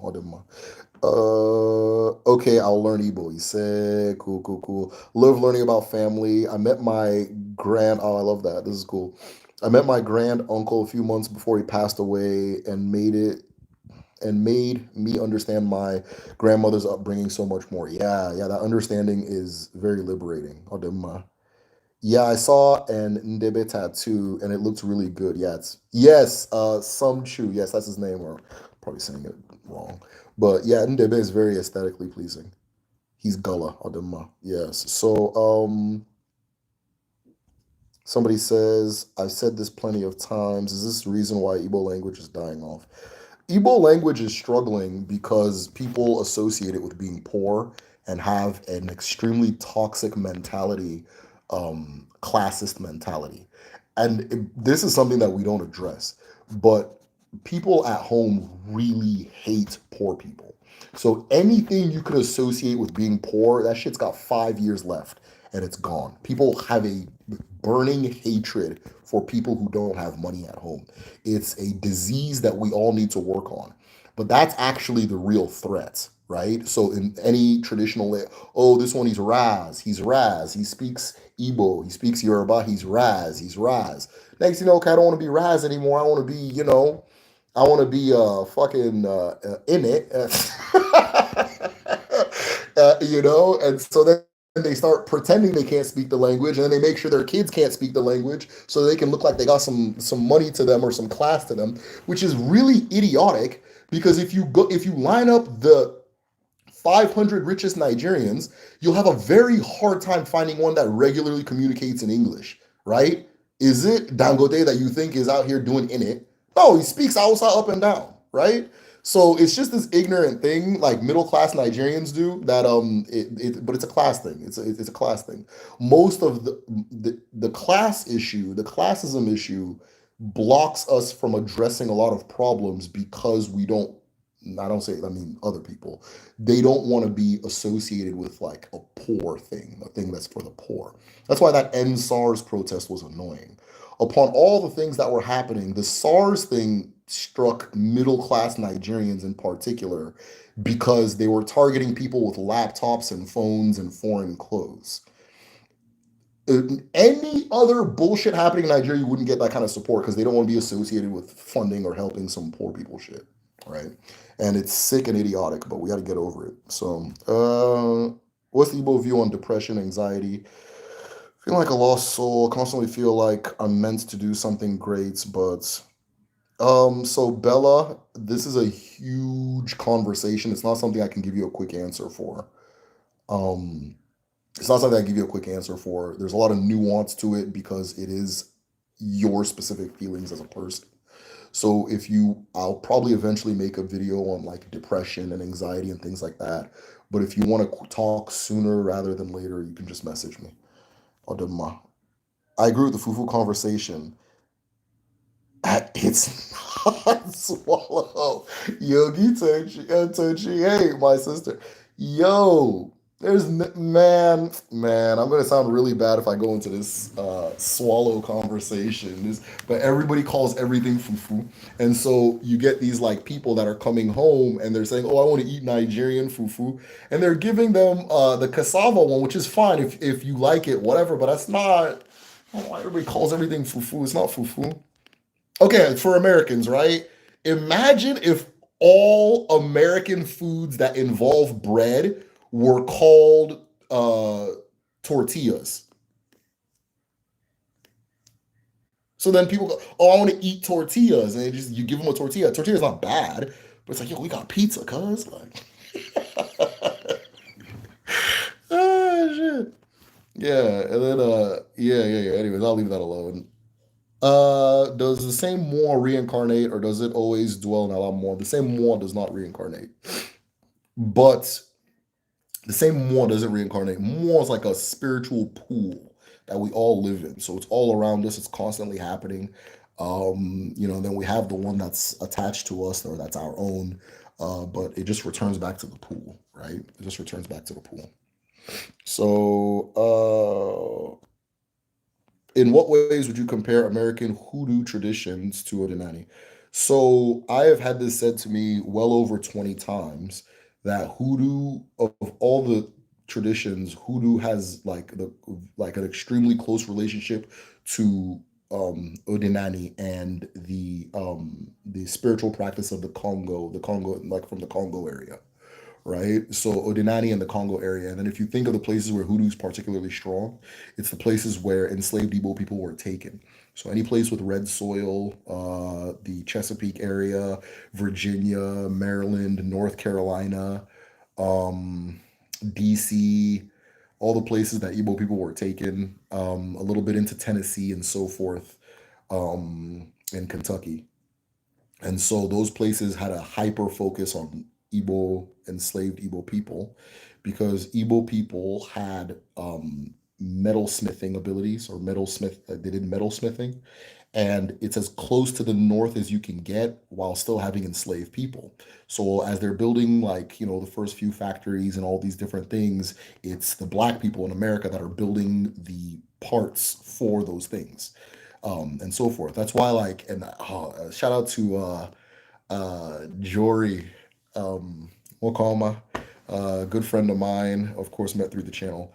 He informed me about the history of the AME church, and there's a reason. The reason it has an anvil is because the Smiths were the ones who would allow people to come and pray in their shop. These are the blacksmiths, literally the blacksmiths, that would let them pray in their shop. So anywhere in that area and hoodoo's being practiced is gonna have a very Igbo tone. But you still get the anvil in the black, the I think AME church logo. The anvil is still there to represent that origin. And so there's a lot of Odinani and Congo traditions in hoodoo.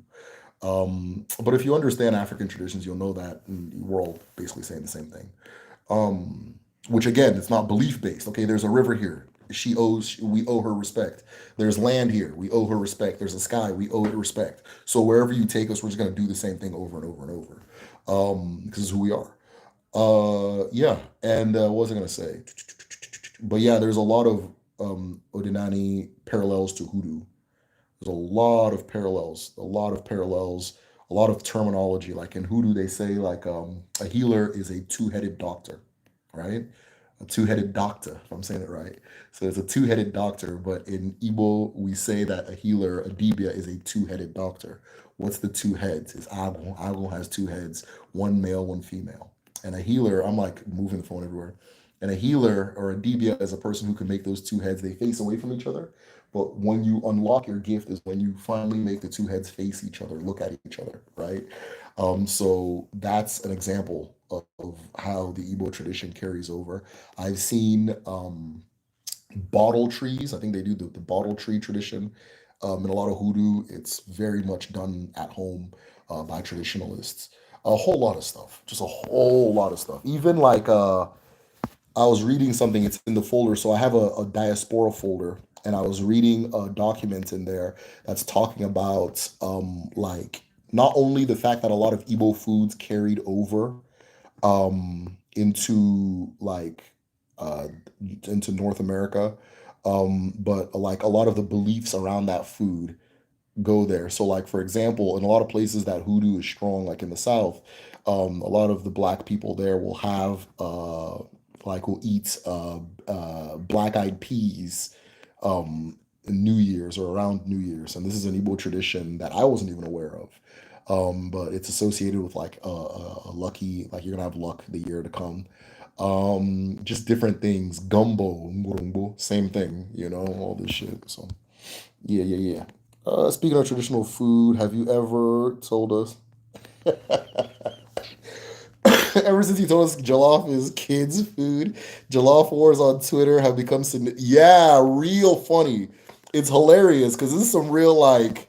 Anyways, yeah, yeah, yeah. So yeah, no. If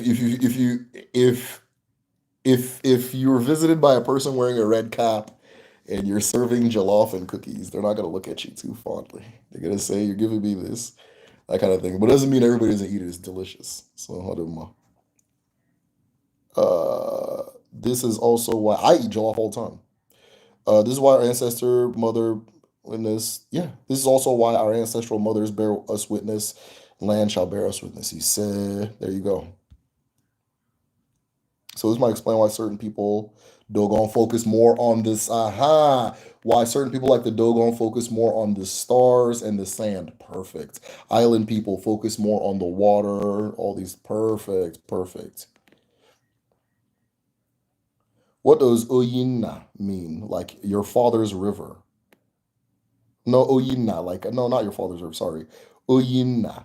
Like, looks like somebody who looks like their father. Oyinna. Oyinna. So resembles their father either physically or in character. Cool, cool, cool, cool, cool. Bro, not in it. Classism is encouraged by capitalism. Absolutely. Absolutely. Absolutely. Nigerian Cameroon traditional sacred arts mystery system broadly related. Yeah, there's a lot of parallels. And it just depends on what ethnic group you're talking about. But like there's a lot of connection between like a lot of the groups a lot in fact, I was just talking to a good friend from Cameroon that I met recently. Um there's a lot of groups in Cameroon that I have a hard time saying that they're different people from my own, but we'll wait for everybody to catch up on that. But yeah, there's a lot of parallel, a lot of connection between what they practice in Cameroon and what they practice in Igbo land. You can honestly use one to learn the other. Even into like the same secret societies, the same masquerade societies, and so forth. They're very, very interconnected. Yeah. So that Cameroon Nigeria border is just it's not real. It doesn't mean anything. What's your view on this get money fast idea in some of our towns? Do you think Nollywood influenced the rise of occultism? Oh, it's okay. Or is this a reflection of what was already going on? Oh, that's such a good question. So I think that in um, occultism, what we're calling occultism, I'm going to tell you what it actually is because we had the FBI. I'm laughing, but it's a tragic story. We had the FBI pull up in our village. So what we're calling occultism it's not, okay, during the 90s, okay, let me put it this way. There is always a heavy demand for human organs, okay? There's always a heavy demand for human organs. And throughout time, the different countries get emphasized on as far as whose organs we're buying and things like that. So during the 90s, there was a lot of people trying to kidnap people and sell their organs to Western hospitals, right? Right now, it's not really happening in Nigeria as heavily, right? So you hear all these stories in the 90s of people being found in the roadside with like part of their stomach cut out, people being found, that kind of thing. And then people just started assuming it had something to do with juju, right? This is when the juju fear really started kicking off. The churches weren't making it better. The churches were saying, "Oh, your husband is actually the one that put juju on you. It's your sister that did it. It's your brother that did it. Your wife is doing juju." That was they're cooking up fear, and that fear brings more audience and more loyalty and that kind of thing. So they're manipulating people. They're using fear to really spread their ministry. And at the same time, there's this human organ trafficking like wave going on, right? And so there was a person in my village who was accused of being a cultist, and they had a gang, right? And the FBI came and it was busted that they were actually just selling people's organs, right? They would pull up in places, they'd wear the matching with the hats. It was a gang of people, of older men that were kidnapping people and selling their organs. According to my dad, the they stopped focusing on Nigeria because it's gonna sound bad, but because Nigerians are really difficult to deal with. And so they shifted the organ trade over to the Horn of Africa. So, oh wow, this is very topical. So there was this epidemic of Egyptians, like people in Egypt, like when people were sneaking over from the Horn of Africa, Ethiopia, Somalia, things like that, when they were trying to sneak over into like the Middle East, they would catch them and be selling their organs, right? That was what happened next. It was a big way. You can Google it. Gaza. A lot of it was happening in Gaza. A lot of it was happening in Egypt. And then they shifted from there Malaysia. To Malaysia. Now it's in Asia and India. right? And a lot of people are going to Malaysia to sell their organ. It's the same thing they were doing in the 90s, and then building a house in the village, right? Because it's a quick way to get money. So it's just I don't know, just people. You get 100 people, two of them are gonna do something ridiculous. So it's just normal crime. It's just the nature of crime is different in different places. But a lot of that juju fear, occultism, occult this, occult that, all of that comes from the organ trade in the 90s. You're not gonna find too much fear about juju. In fact, there's a map I have in, I think it's in one of the folders, and it shows like this is during the colonial era, and it's showing what parts of Africa are like afraid of witchcraft. And the Igbo land portion was nil. It was next to nobody. Next to nobody was afraid of witchcraft, right? Because we have an understanding of how these things work, right? My next video is actually called or Ogun, but then the video after that is insane, which is juju. People can call it juju, all that stuff, and I kind of explain why um, an actual Odinani person, a person that understands Odinani, you're not going to be afraid of somebody doing juju or occultism. You know, it's BS, right? But yeah, a lot of that fear comes from the 90s, from the organ trading, and a lot of those organ people are selling people's organs also finance the movies because they wanted to show off their cars and they wanted to show off their house and that kind of thing. If you're in America, think of like that's that area's equivalent of like the drug epidemic or the crack epidemic. And a lot of the crack dealers were the ones that end up funding the rappers and the record labels and things like that, right? But the organ, that thing, they stopped coming for Nigerians because Nigerians are really difficult. And it's usually anything bad that happens in Nigeria usually gets ended because Nigerians are really difficult. So yeah, so that was the bullshit that was happening. You think the African Union will be a good thing for Africa? I heard they're trying to make Swahili the main language. I don't know. I don't know. The African Union already exists. It doesn't do too much.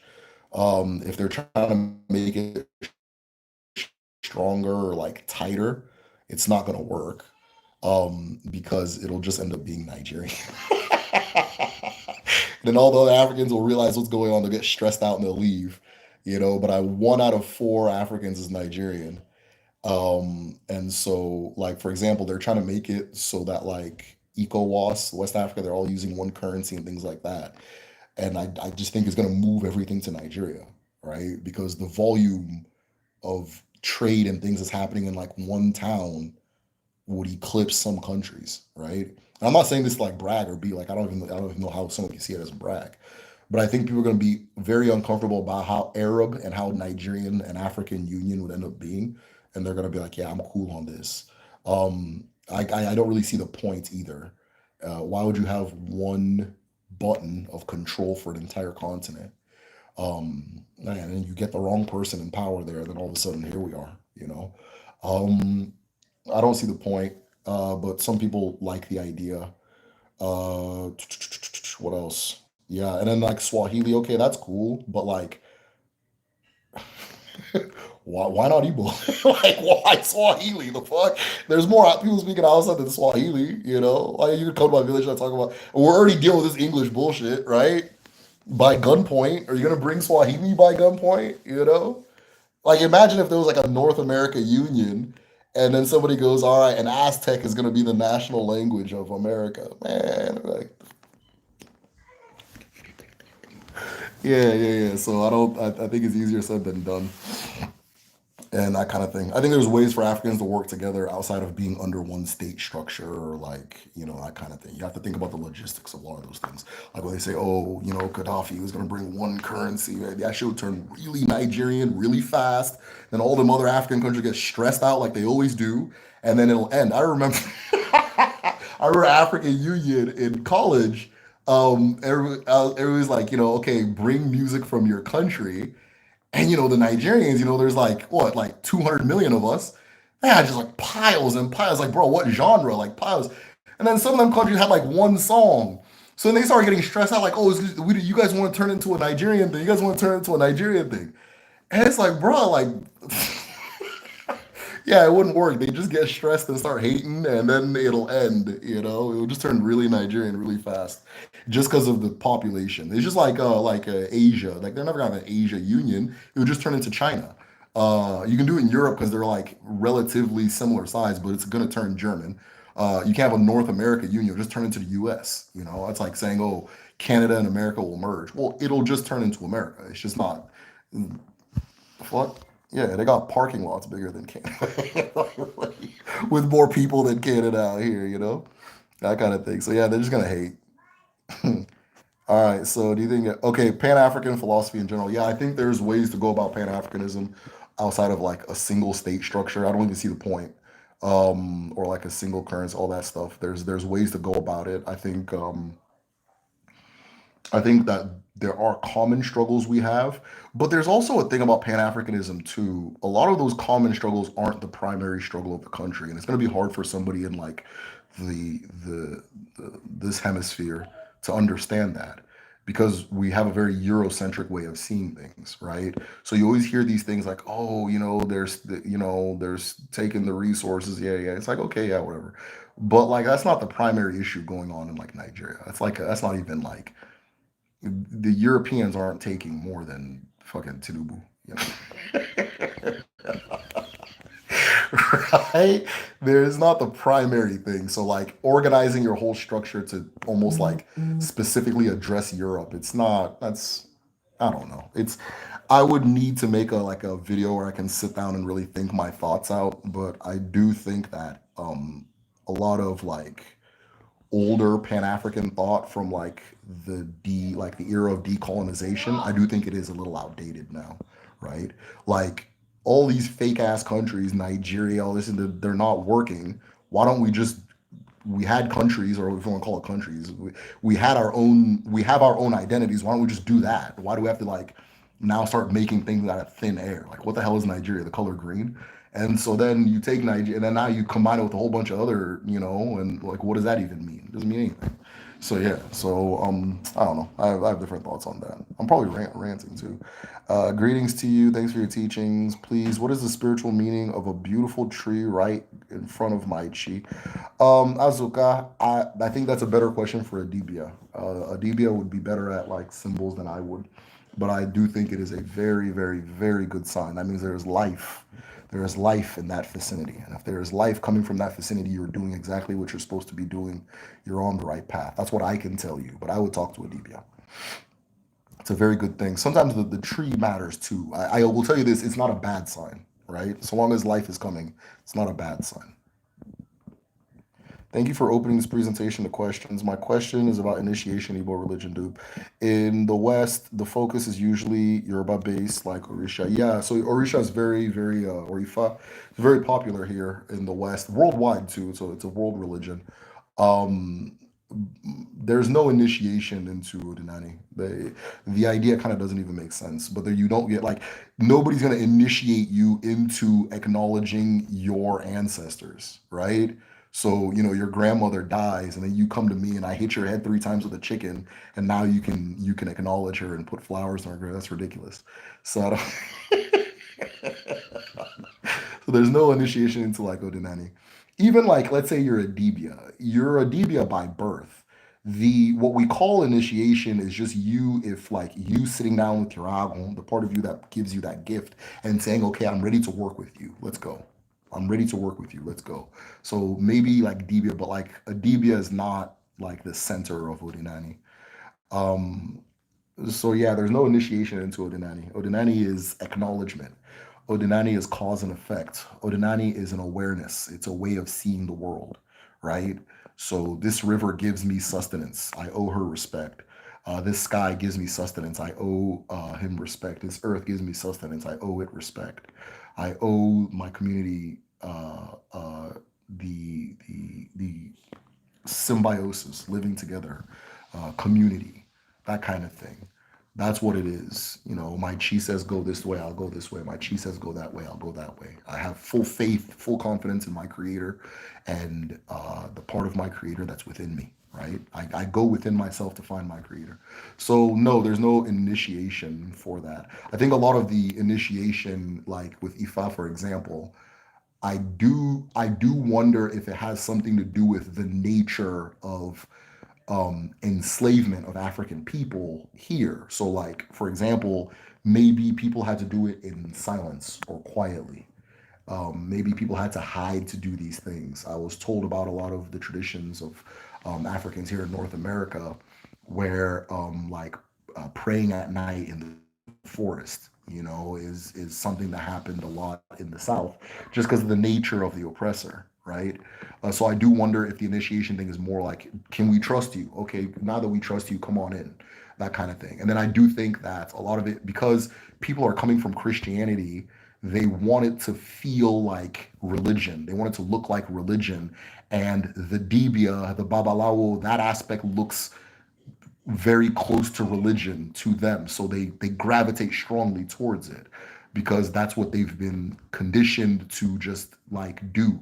A lot of people, the do your thing aspect of Odinani is off-putting to a lot of people. People want like the structure and that kind of thing and so forth. And so that's why my personal theory, that's why those initiations are so emphasized in like the Western hemisphere as opposed to like Africa, right? If you tell like a Yoruba person they're getting initiated into, if I mean, I'm sure shit's going, whatever's going on now is going on, but you're literally saying, I'm going to initiate you into being a Yoruba person. Odinani, we say Odinani, right? We say Odinani because people want to be able to say, I'm an Igbo Catholic. People want to be able to say, I'm an Igbo Protestant or I'm an Igbo Anglican, right? But the truth is, if I go to a 70-year-old man and I say Odinani, he won't know what the hell I'm talking about. The real term for Odinani is Igbo, right? So do you believe in the Igbo way or the Christian way? Do you do things the Igbo way? Is Igbo. That's the original term. That's the real term. The original term of Ifa is Yoruba. Or maybe not. I think there's another history with that, the word Yoruba, that kind of thing. That I'll leave that alone. I'm not going to speak on it. It's not my area. So yeah, the original term is Igbo. So a 70-year-old man, if you say Igbo, he's thinking Odinani, right? But now people want to say, oh, I'm an Igbo, goddamn, 7-day Adventist. Okay, then I can't really say. You know, I can't really, it makes it hard to communicate. So Odinani is just a term that emerges in response of Christianity, and you don't need to, you can't initiate me into being Igbo. That doesn't make any sense. I don't know. Does Igbo religion have some? Okay, oh my bad. The West Focus is. Does Igbo religion have similar LLC? Yeah, good question. Yeah, so LLC, Arusi, Abara, they, it's yeah. There's a lot of parallels with like the Yoruba ones because they're referring to elements of nature. Now, sometimes they will be different. Like for example, Oshun is a river in what is now Oshun State, right? So there's an Oshun State. Though you go there, there's an Oshun River, there's an Oshun Grove, that kind of thing. And so they're talking about that river now. In my area, we might talk about Otamiri. We might talk about Njaba. We might talk about Imo. We might talk about Idemili. And they're all going to have very similar descriptions to Oshun. Why? We're talking about rivers. They're the same thing. We're talking about rivers. So you'll see a lot of these parallels, right? Okay, I'm talking about the sky. I'm going to have my word for it. This village will have its word for it. This entirely different ethnic groups have the word for it. But if we were to describe the sky to you and the spirit of the sky, we're all going to say very similar things. And it goes beyond Africa, right? I made a video, my Amadioha explained, and I said, why is it that in every single culture, the god associated with the sky is also associated with justice? Or every culture that I've encountered. So I had a bunch of examples. I went from China, I used the Norse, I used different African ones and things like that. Even the Christian God, right? Christian God is a sky god, right? That kind of thing. You tell a Christian that their God's coming out of the ground, they'll faint. Yeah. Do you think Igbo spirituality would differ based on present geography? Yeah, yeah, absolutely, absolutely. It's going to differ. It differs by village, right? So in my town, you can't like in my town, you can't kill a python, but if I walk far enough, you'll find people that if a python shows up in their house, they'll cut its head off. So it's going to differ by community, right? It's going to differ by community and it's going to differ. It's the same algorithm. being it's the same language being used to say different things. That's the best way to put it. So I'm speaking English, but right now I'm going to describe the room I'm in, and you're going to describe the room you're in, and we're going to say similar things because we're both in a room. There's going to be some parallels. I have door, you have door, right? But I might say things. I have a cane. You may not have that in your room right now, right? But it's not really about what we're describing. It's about the language we're using, that kind of thing. So, I'll do my thoughts on why initiation don't survive the middle. Okay, can you share thoughts on why the initiations to Alosi? We don't do initiations to Arashi in the Igbo tradition. You don't initiate to an Ari. That doesn't based on like the logic of it. That doesn't make too much sense. Now, sometimes, right? If you are a dibia, irago, which means working with agon, irago, working with agon, you're going to focus on agon. You're going to do a ceremony that connects you to agon. So like I think that would be an example, that kind of thing. In Ozo, like if you're an Ozo or if you're an Nze, you're going to be connecting with the sky. But 99.9% of people in the Odinani tradition, the Igbo tradition, you don't initiate Sudadosi. So it didn't survive the Middle Passage because it wasn't normal. I think that has something to do with the circumstances in North America, Caribbean, South America. But again, because it's Udinala, because it's based on what's on the land, it's appropriate. It's not wrong. They're not wrong for having more initiations here if the land required them to focus more on initiations, right? They're not wrong for that, that kind of thing. Damn, my root woman's dropping bangers. Okay, so can you share thoughts on initiate? Okay, I already did that. Even in Cuba. Now, in the Igbo tradition, people get initiated to like societies, right? There are certain societies you get initiated to, like Nze Ozo, Epe, Okonko. I'm saying everything wrong, by the way.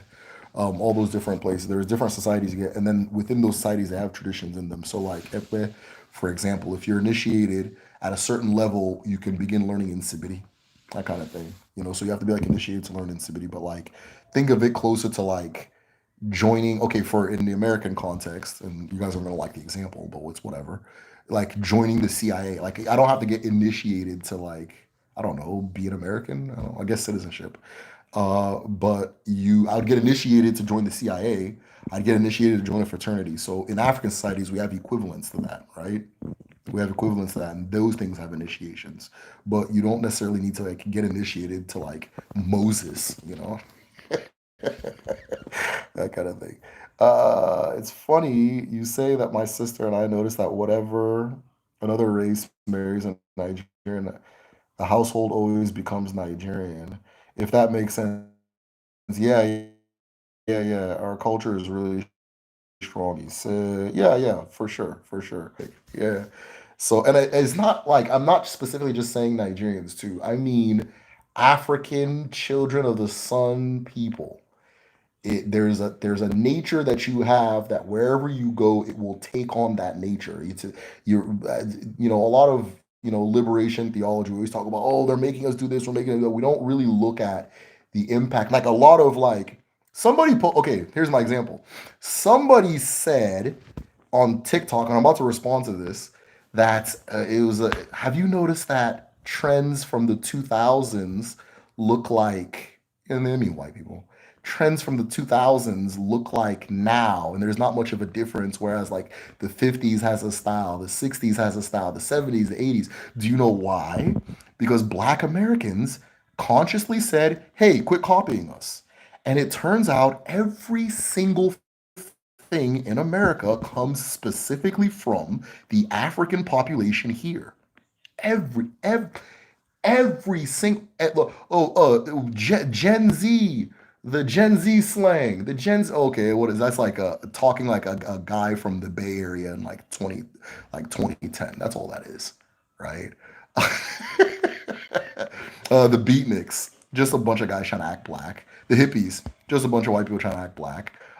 Disco, just a bunch of white people trying to act black, rock and roll, just a bunch of white people trying to act black. The hip hop, just a bunch of white people trying to act black. Jazz, just a bunch of white people trying to act black. And then in the 2000s, black people said when they were getting the white people were getting the braids and they had the baby fat, they got kind of like the black people said, all right, enough, the culture appropriation, all these different things, yada yada yada. And then now they're not. Then the shit just got stagnant. You know, this shit for them. They got, but we've been, you know, what do you call these the young black people in America don't necessarily dress like we did 10 years ago, and we didn't dress like they did 20 years. It's still going, right? So all that shit has even the food. You know, black Americans always say like, oh, you know, we need our own black owned businesses. You know, I mean, I get that, but one of the reasons, or grocery stores, one of the reasons you can't really 100% have like the same. Oh, like okay, let me do this. We need our own black owned grocery stores like the Chinese people, like the Arabs, yada yada yada. One of the reasons you can't fully do that, like Arab and Chinese and Jewish people, is because what we call regular American food is just black American food, right? What we call mainstream America is just you made all that shit. So if you open a black grocery store, it's gonna have the same shit as Walmart, and minus like all the weird like you know marshmallows and shit that'll make you grow tumors and right, that kind of thing. KFC, you think I came from, right? All that shit, right? Maybe burgers, ham, Germany. If you dig far enough, I promise you, right? Because that you dig far enough, I promise you, right? So yeah, yeah. The societies black people find them in turn into a mirror of whatever the black people are doing. It's just what it is, right? It's just what it is. I'm probably not making sense to a lot of you guys, by the way, but the thing I'm saying, I really fucking mean it. So that's what I mean by where it's just what, and they know, everybody knows this, everybody knows this, right? Everybody knows this, right? That kind of thing. Look up who introduced kung fu to China.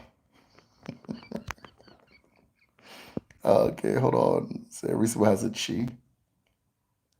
Arobinagon. Igbo is just a word. Sure. Are you serious, Hugo? No, I'm not serious, Hugo. Serious Hugo is a good friend of mine. Earth, Wind, Fire, Dema. Original name for Ndibo means the ancient people. Odinani is the real name of our religion. I mean, if you can say that, that's fine.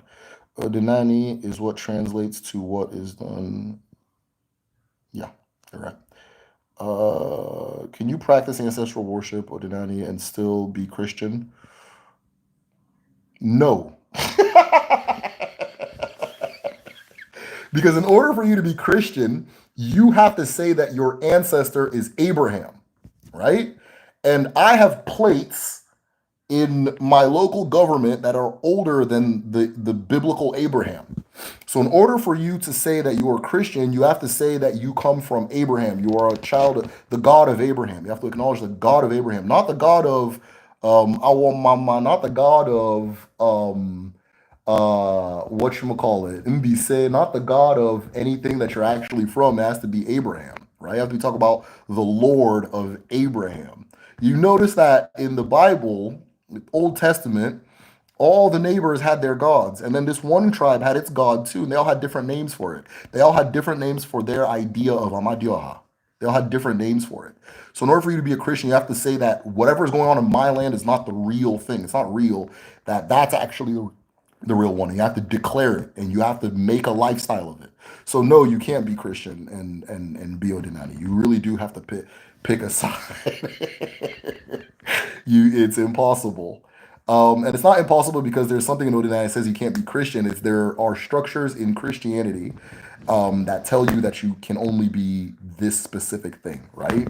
Which is self-denying, right? That okay, I'm not really from Germany. I'm actually a guy from Israel, right? That kind of thing. Everybody's from Israel. The world started in Israel. That kind of thing. So, in you cannot acknowledge. You can acknowledge your ancestors, your grandpa to a point, right? To a point, and then all of a sudden they become demons, and now you have to face somebody else's ancestors and give your power to their ancestors and what the hell do you think that does for the descendants of said people or that kind of thing.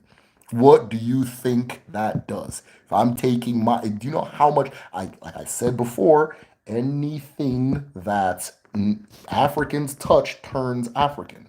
We have given a lot of power to the church. We're the engine of this thing. You go to what's that fool's name, Joel Osteen, and I'm but a bunch of single black women in there. Pouring power into this man, pouring power into this man, right? You know, and he's dropping books. He's got perfumes. You know, he's telling them they're gonna find a husband this year. They're saying yes. You know, that kind of thing. We've poured a lot. You know, white people have moved on from that shit, bro. White people have moved on from that. They don't have nothing to do with it. But here we're just pouring strength and power into it. So no, you can't. You can't do both, you know, because as far as Odinani goes, you have to real acknowledge your ancestors, your real ancestors, not that the son of Samuel and son, and then all of a sudden you're the son of Izuchukwu. How the hell that happen, right? So no, you can't be both. Uh, ever thought about the mystical side of African American spirituality? Yeah, you know, I'd say probably over 60 to 70% of the people that support my channel are African American. And a lot of you guys, if you're of the group, are sharing your traditions with me at all time, like a lot. And so I'm learning a lot. And a lot of the things I'm learning about African American spirituality is actually helping me tie knots together as far as Igbo spirituality goes, right? So sometimes I'll have a notion because I see something here, then all of a sudden I see it in America. I'm like, okay, well then that's kind of affirming, or that is affirming if an ocean is separating these two people and they're both saying and doing the exact same thing, right? I use the example of Agon and the two-headed doctor, that kind of thing. So yeah, I think about it all the time. I encounter it a lot, and I even talk about it a little bit in one of my in the Juju video, the NC video. The even if you look at the music, right? Even if you look at the music, I think music's one of the places where Africans allow themselves to be African. You know, if you look at the music, it's the same thing. It's the same thing, right? You know, there's like okay, jazz. What do you think that means, right? Well, you Google the word jazz. You know, it means juju. It means charms, magic, that kind of thing, right? All that stuff, mojo, yeah, all that stuff. So yeah, it's all there. It's all there, and it's very fascinating. And I have like serious historians and scholars in our Patreon, and the things they've shared with me have been very valuable. Um, if you're a patron, try to make it to the group discussions because people are dropping bars, as the young people say in there. It's sharing a lot of good stuff. My father was the spiritual leader of the oldest black synagogue in America. Wow, that's powerful. That's awesome. Your answer about the middle passage initiations makes sense. You've answered, okay, dope. Can you initiate to an Arishi in a way just like Kemites have turned keepers? Igbo have you can, yeah. So Osu are connected to an Irishi, absolutely. Oh, like it, Abokwa. Yep, there you go. Ozo is the begin in the beginning wasn't necessarily a society; it was a religion. Um, it was initiated by a family of the Ozo. It's the same. It's the same thing. It's a society. It's if you want to call it a religion, whatever. So somebody said something really good. Odinani is not a religion, but there's religion in Odinani. So yeah, if you want to call Ozo a religion, that's fine. But yeah, absolutely, I agree with you. You're right. Good day. How do you say greetings in Igbo? Ndewo will suffice. Thank you, Desiree. I married a Nigerian and found out she was totally American.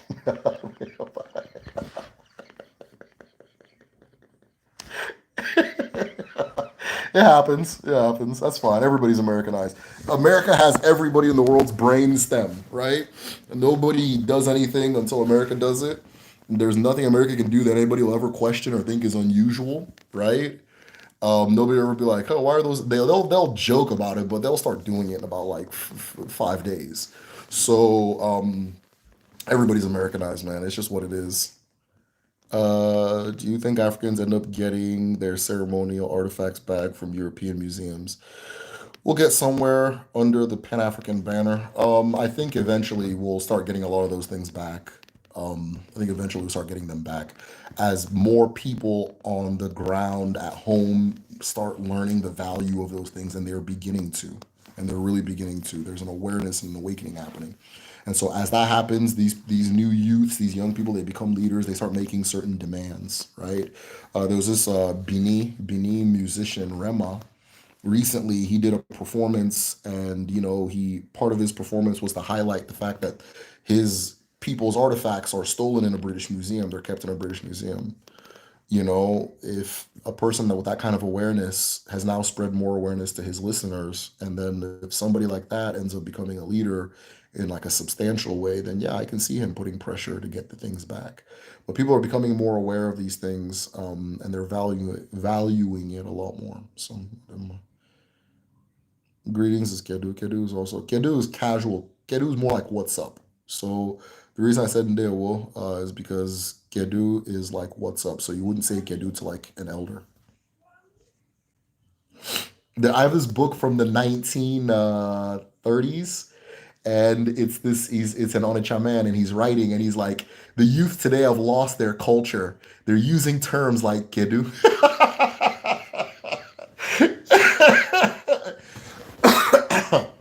So that was seen as like in his time when it was emerging, it was seen as like saying what's up and things like that, being informal. Popular trends come from older black, not just popular trends. The big every I used to think there was like a 50-50 going on. Every aspect of American culture comes specifically from the black population here, from African Americans. Every single aspect. If it hasn't caught on, it'll catch on. Like give it like 5 years, right? And it makes me wonder, like, okay, this BS they're trying to do on TikTok, talking about Gen Z slang, which is again just a black youth from the Bay Area in 2010. That's all that is. How long has this been going on? And then you start tracing it. Okay, well, rock and roll, jazz, or anything, any expression of being a goddamn human is from the food, how the food is prepared, how people do anything, everything that is unique to America has its cowboys, everything, right? Has its origin somewhere or in some racist shit. The ones that aren't loudly black are specifically racist, right? So I wouldn't say that black people founded, like, I don't know, Hollywood, but it definitely got springboarded by blackface minstrel artists and things like that. So every white country uses black population as its cultural force. Isn't that interesting? Every white country uses black population as its cultural force. Isn't that interesting? And they generate a lot of money from that creativity and everything. Yeah, you'd swear right now, based on the face that England is presenting, you'd swear it was like a river, like a stone throw away from Kinshasa, bro. Yeah, absolutely. All of them, every single one of them, right?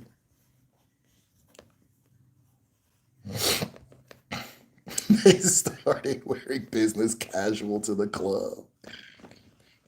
I was a part of that business casual in the club era.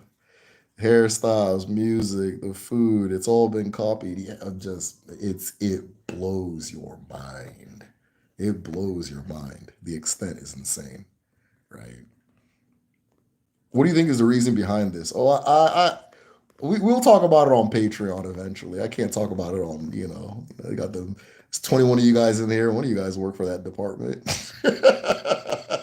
I know exactly why it is. I know exactly why it is. And that's why I'm not worried about nothing. So, we'll talk about it on Patreon. Christianity is the Udinani of Jerusalem. Judaism is the Udinani of Jerusalem. Christianity is the Byzantine Empire trying to have a unified religious practice that ignores the land.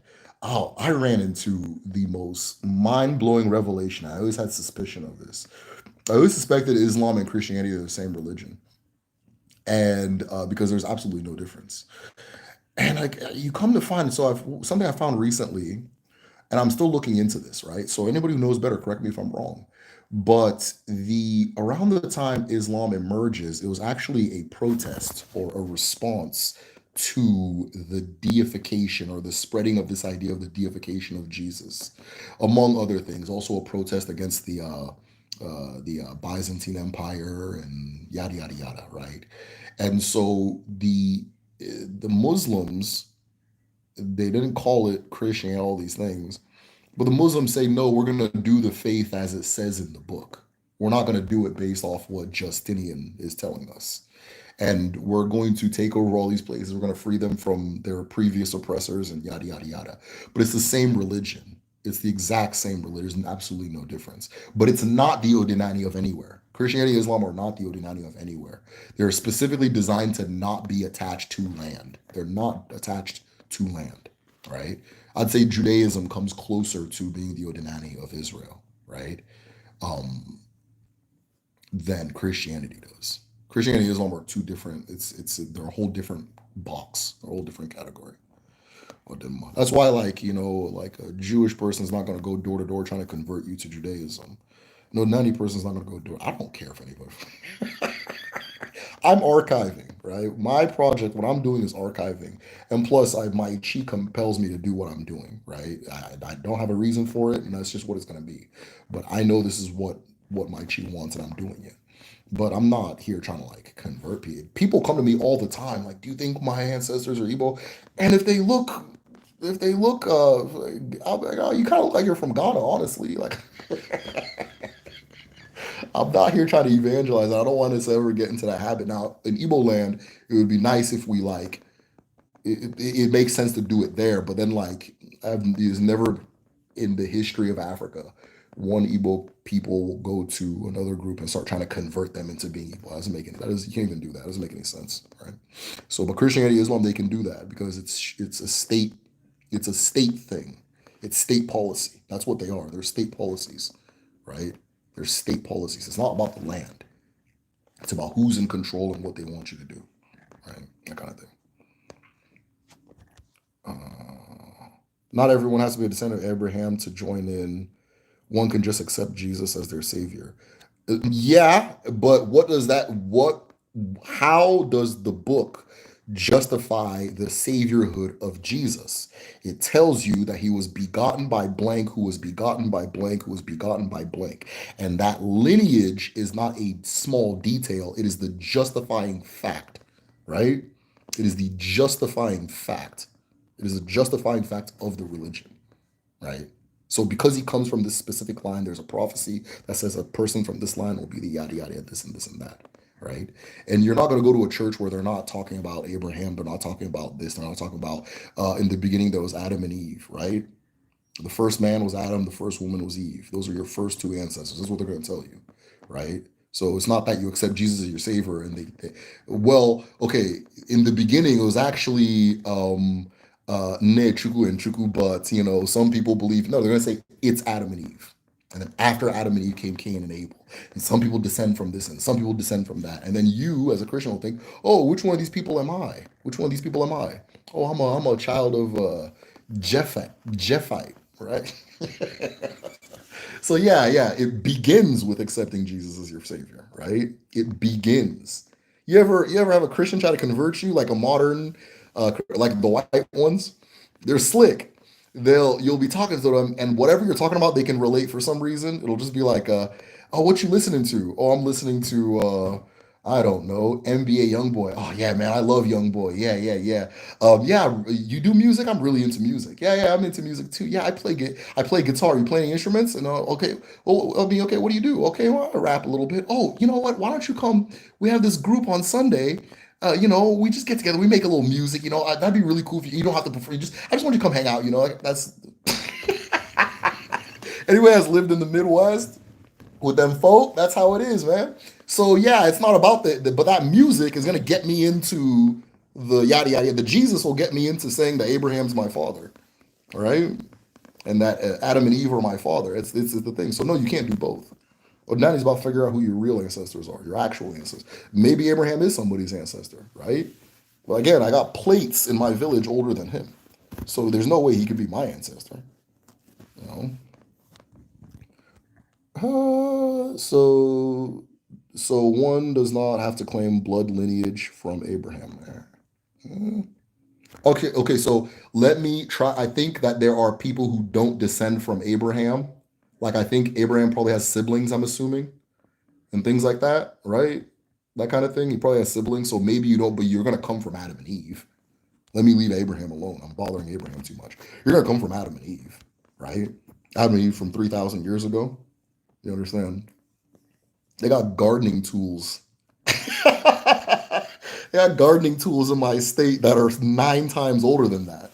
But you as a Christian, your ancestors will be Adam and Eve. So hold on. However, you can work Christianity like you work Odinani. You can make a shrine to Jesus, sacrifice sheep, break bread instead of cola. Yeah, you can do that. Why? But why be stressful? Like, why just be a full blown Christian? Why try to do both? Just be a Christian. You know, Christians are literally not bad people. They're they're not bad people. I just told you about this nice guy that wants me to come play guitar with him. I've met this guy like 12 times in my life. Great guy, great guy. So yeah, just do what he's doing. My thing is, out of respect as black people, why would you seek out Christianity?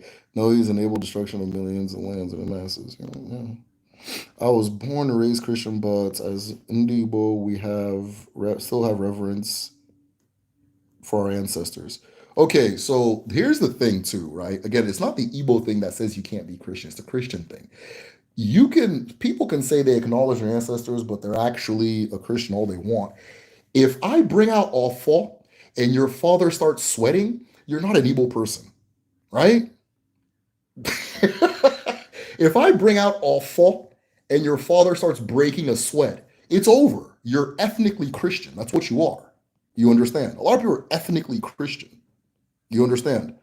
There is not it, and you see it too because you'll go to these like Igbo cultural events, and the only thing people can do comfortably that is Igbo culture are things from colonialism, right? So I can wear Ankara from Ankara, Turkey. You understand? I can wear Ankara from Ankara, Turkey. If I wear Nzu, people get nervous, right? You understand? I can put on a Moroccan fez, right? I can have them little fucking lions on my shirt, I can wear George, right? King George cloth, the traditional clothes, right? I can wear Hollandis from Holland.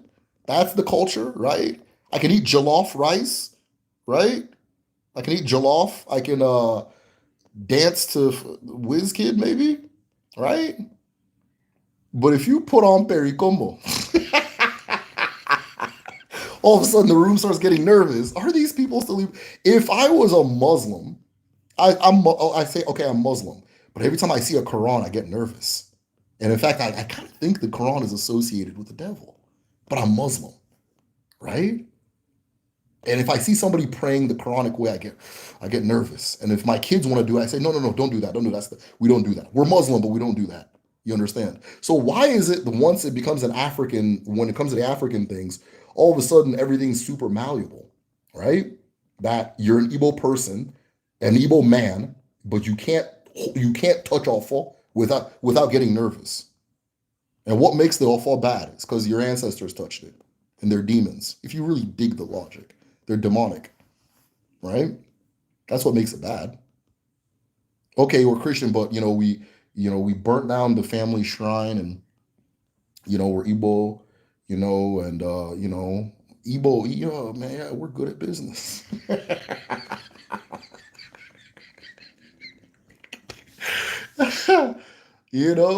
What if the person can't touch Nzu, they can't touch Cola, they can't touch Alpha. If they actually if they saw somebody wearing actual real traditional clothes, they'll get nervous, you know and then they'll, oh, I can't teach my kids Igbo. My parents didn't teach me Igbo. Your parents can't teach you Igbo. Your parents, if they can't, they can't, because once you get past hello, how are you? Give me the remote, give me water. I'm thirsty, I'm hungry. Come here. Everything gets real esoteric. Every word gets real esoteric. Now you want to say, oh, Igbo people don't have a word for chemistry. Igbo people don't have a word for chemistry. They do. It's called nsi, gunpowder, nsiebwe. You understand? But you can't say that word. And your dad ain't gonna teach you. And your mom ain't. So all of a sudden, I can't speak 90% of the language. I can't wear none of the clothes. I can't touch any of the actual things that make me attached to this thing. If somebody picks up land from Africa and I can't watch Masquerade, but you're like, and the reason it's frustrating me is because, is because we have to keep acting like this shit's normal, right? You have to keep acting like this shit's normal, you know. You can't you can't do anything. There's one village where they have a ekeleke. Ekeleke for the. Let me be serious. So ekeleke is it's a masquerade that it is simulating the ekeleke or the chokoloko bird. It said that this bird was the bird that knew the name of Chuku when human beings forgot it, right? And that we went to go sacrifice the bird so that since you know Chuku's name, we're gonna sacrifice you so that you can go to Chuku and speak for us. And the ekeleke or the chokoloko, being smart, said, no, no, no, don't sacrifice me. Sacrifice my brother that wanders into your house, which is the chicken. And that's why people sacrifice chickens instead of the egret.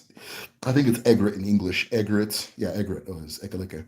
And so there's a dance that, celebrates this particular bird and its wisdom and all that stuff. And it has a head of a feminine head, like the spirit, a feminine spirit on its head, right? And they're trying to change it to the Virgin Mary so the Christians can be comfortable. It's like, okay, are you like, if I went into a mosque, right? And I said, all these rugs are making me uncomfortable. Am I actually Muslim? You know, if I were American and, you know what I mean? Like, oh, the American flag, oh, that's demonic. Oh, I mean,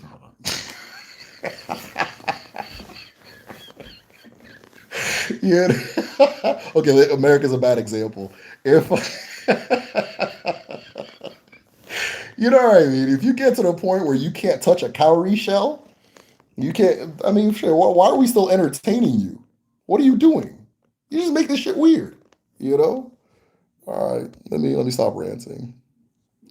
This one says because Igbo, I got my su English. Ọwara na bagi. Ị ga-abịa nga mmadụ na-asụ nke ọ chọrọ ịsụ. Gwa ya sụọ Igbo. Onye ka Igbo? Is Igbo spirituality explained in English? I explain in English. What's your problem? is James explained in Igbo? That's wrong. Okay, James. Do you have any more advice for me, James? Get the fuck out of here. You're talking about is Igbo spirituality explained in English? Do you understand it in Igbo? Do you understand it? Gịnị ka ịma? It's just Midwest South used to be on that shit, said, right? Youth pastor. Yeah, yeah. That youth pastor. Yeah, the Jesus is the youth pastor, right? Oh, I accept Jesus. Okay, well, you accept Jesus. Now your ancestors are Adam and Eve and Japhet and Abraham and Nebuchadnezzar and all this shit. And then you come with this confusion. Oh, the Igbos were actually Hebrews. Oh, we're actually Hebrews. Just confusing everybody else with because you can't even say you're from this land. Well, we got to still keep entertaining you, right? If I do anything sincere to my culture, you're going to start fighting it, but you're a part of it, right? You're, I don't know. It's kind of weird to me. So much. I'm a students, all them, cool, cool, cool. What do the lion shirts signify? Yes, so I have no beef with the lion shirts. It's actually a very smart, environmentally conscious thing. So originally, the lion shirt is called Ishiagon, Ishiagon. And originally, if you were a titled man, you would wear leopard skin. You would wear the skin of a leopard on your body somewhere, either sashed on your shoulder, or I've seen sometimes where they make an outfit out of it and that kind of thing. But you would wear, or like sometimes they'll wrap around their stomach or their waist. You would wear a leopard skin somewhere on your body. And so, because there's now 40 to 60 million Igbo people, it wouldn't make sense to continue doing it that way. So, they've started making a fabric that traditionally, it feels like velveteen, like fur, and then it has spots. And they put a lion as the spots, even though it should be a leopard, but whatever.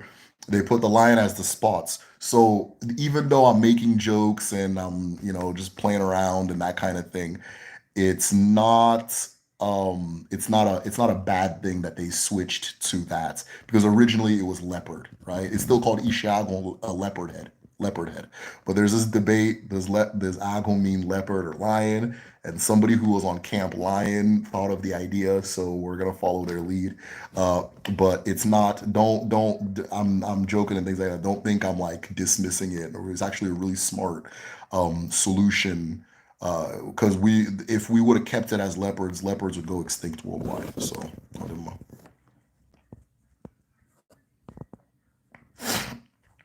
What do the lion shirts signify? Oh, they signify a titled man.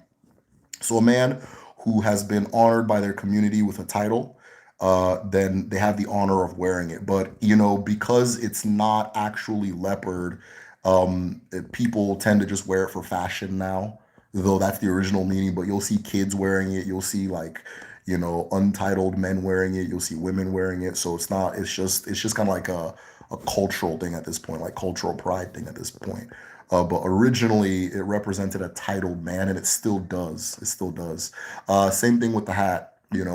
There's always a hat that is used to signify a titled person. It's typically either red or white, traditionally, and then they'll add eagle feathers, depending on what community you're from, or if you got a title from a specific society. But yeah, I don't want anybody to think that those things are like inauthentic or fake or like not good or whatever. But like what I'm talking about specifically is now they have this thing where like the church can give you a title, right? So you don't have to get a traditional title. You can get a title from the church and you can wear the hat and do whatever. So I'm kind of talking about that specifically, where it's like that's like the border of a lot of people's comfort with their tradition, right? And so, which I don't think is healthy.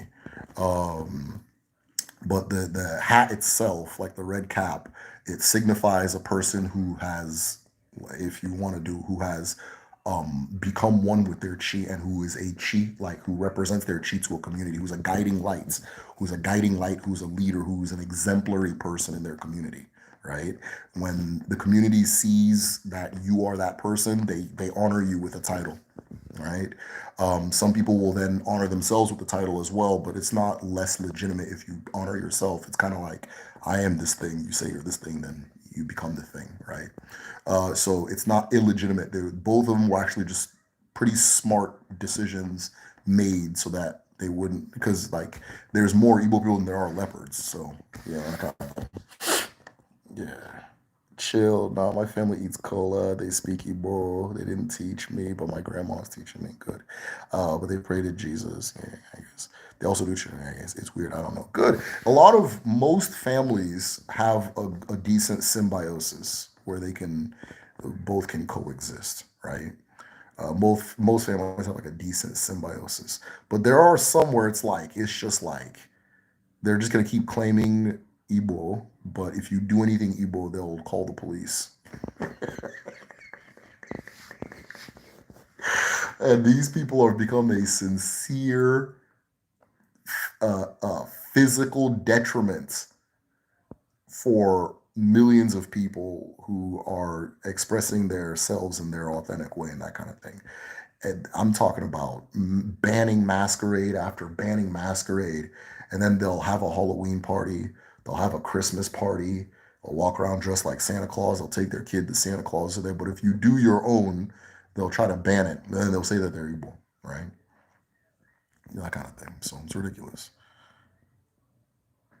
Yeah, it seems more fashion today. Yeah. It's fashion. It's not the attire that makes you a titled person, right? It's not the attire. The attire is a signifier. So it's a signifier. So if you're like in a social setting, the titled man is going to break the cola, right? And so it would be nice if you had a cap on so we can know who you are and that kind of thing. Traditionally, people that had titles would sit with each other, eat with each other, that kind of thing. And so all those things were important. But yeah, it's not like nobody's gonna like you know come at you for wearing hijab. A lot of people are just really proud of their culture and really proud of their identity in a way that maybe let's say the 90s, 2000s, that wasn't what was going on. And so they just want to show it, and that's a good way of showing it. One of the things with Igbo traditional clothes is that because everything has a meaning, you're gonna have to break one rule or another eventually, right? Every single thing has a meaning as far as traditional clothes, for men specifically, the men's ones, right? And so if you want to wear it, you can wear it, but it's, typically that kind of thing. I hope I'm making sense. Damn, y'all, this has been a long one. Interesting, seems more cool. How will a present day Biafra work? Oh, damn. Especially with all the inter-ethnic people, biracial intergroup. I feel like they would have an issue dividing for Nigeria for some reason. I don't think it would matter if somebody was biracial. That doesn't matter. That doesn't matter. Like, are you talking about like like somebody who's half Igbo, half Yoruba?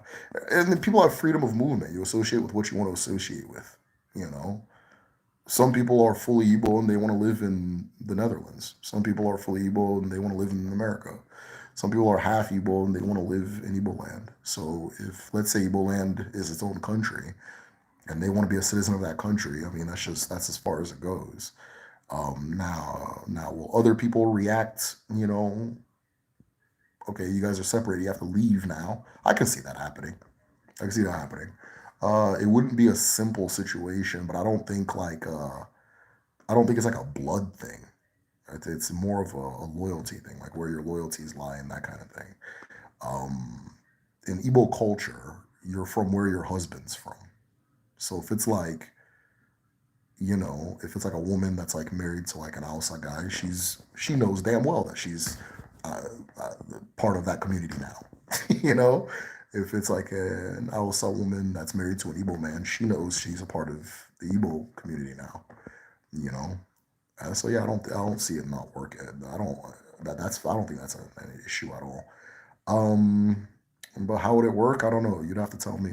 I got some ideas, but I don't know. Can women be a chief in Igbo land? Yeah, so there are titles for men and there are titles for women. So most of the popular titles right now, except in some communities, are the men's titles because a lot of the women joined the church more like passionately than men did. And then also a lot of the women's titles were like discontinued after the Aba Women's War because a lot of the women revolted and that kind of thing. But yeah, there's titles for men, there's titles for women. Women don't take men's titles, men don't take women's titles. There are rare occasions where some women are given men's titles, but when they do that, they're saying you act like a man, like you show the virtues of a good man. That's what they're saying, right? And that kind of thing. And then I've never heard of a man taking a woman's title because I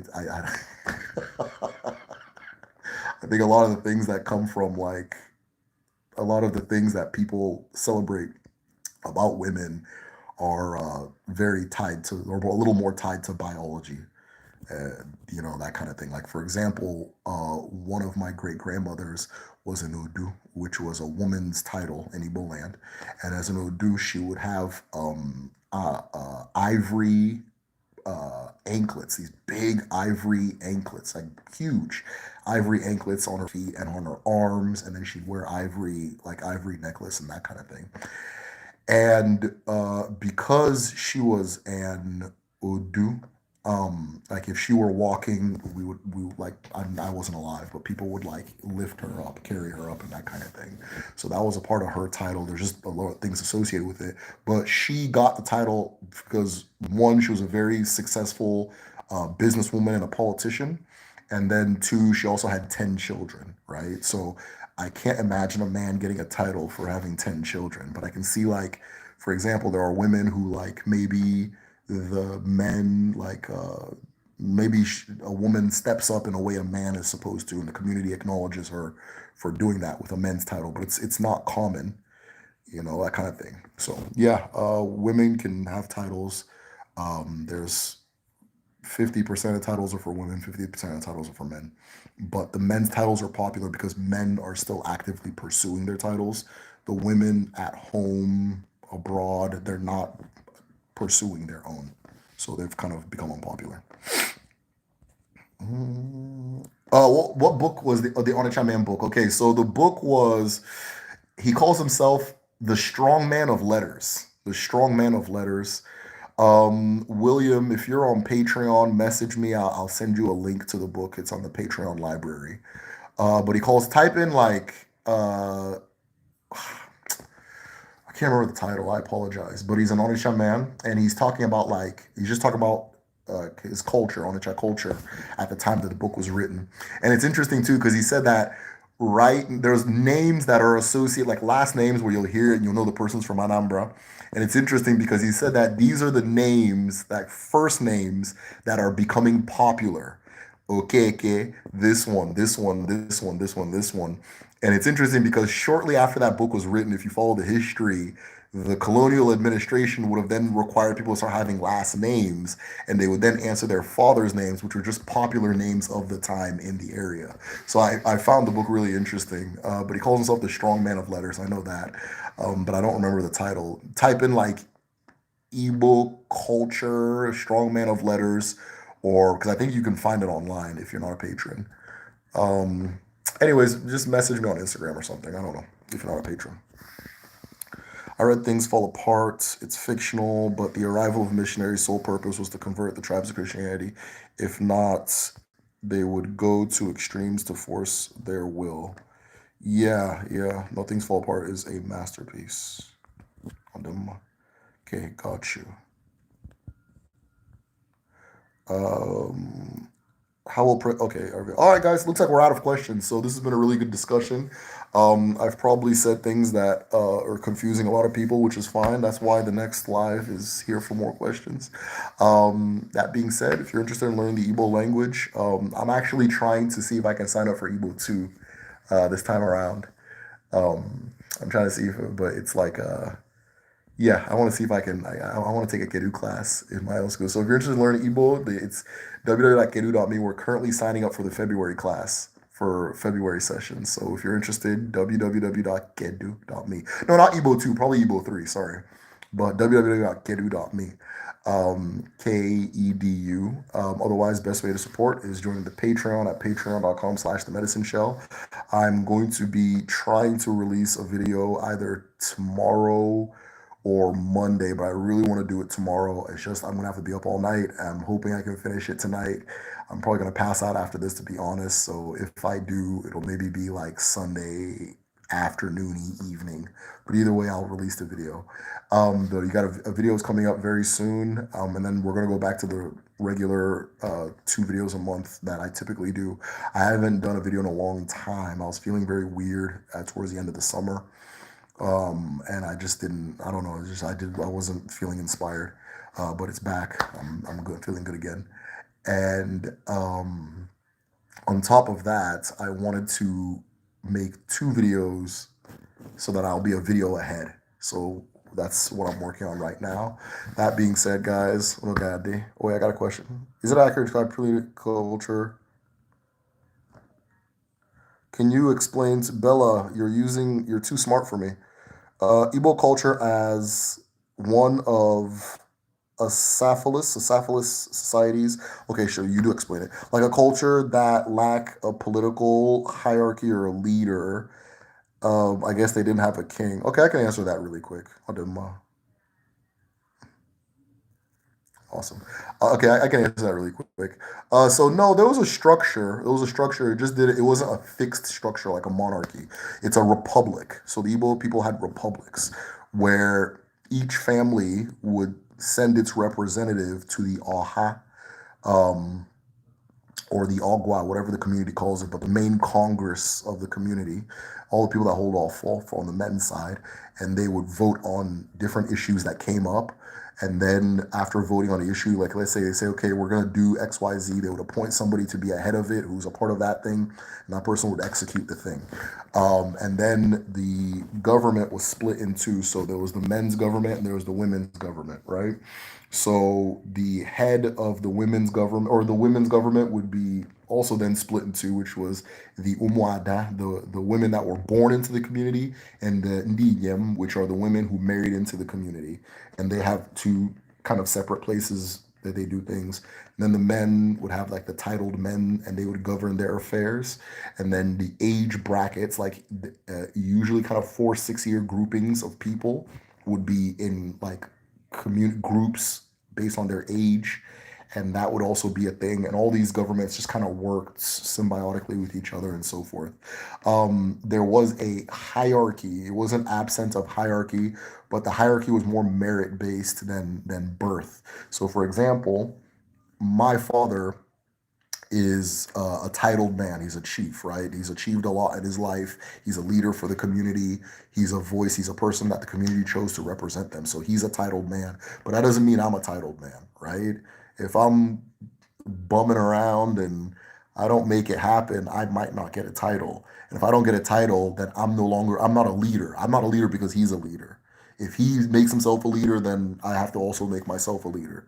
Like if you look at Things Fall Apart, the book, if you're familiar with it, Okonkwo makes himself a leader, right? Because he's like, he's very accomplished. But his father was not a titled man. His father just wanted to play flute all day, you know.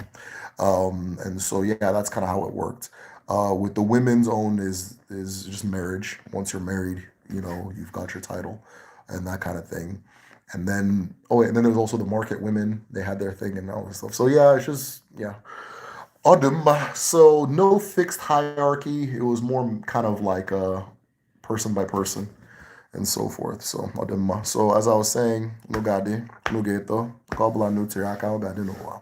Gadi otwa neke, no rie, na fo, na nkwo. He said,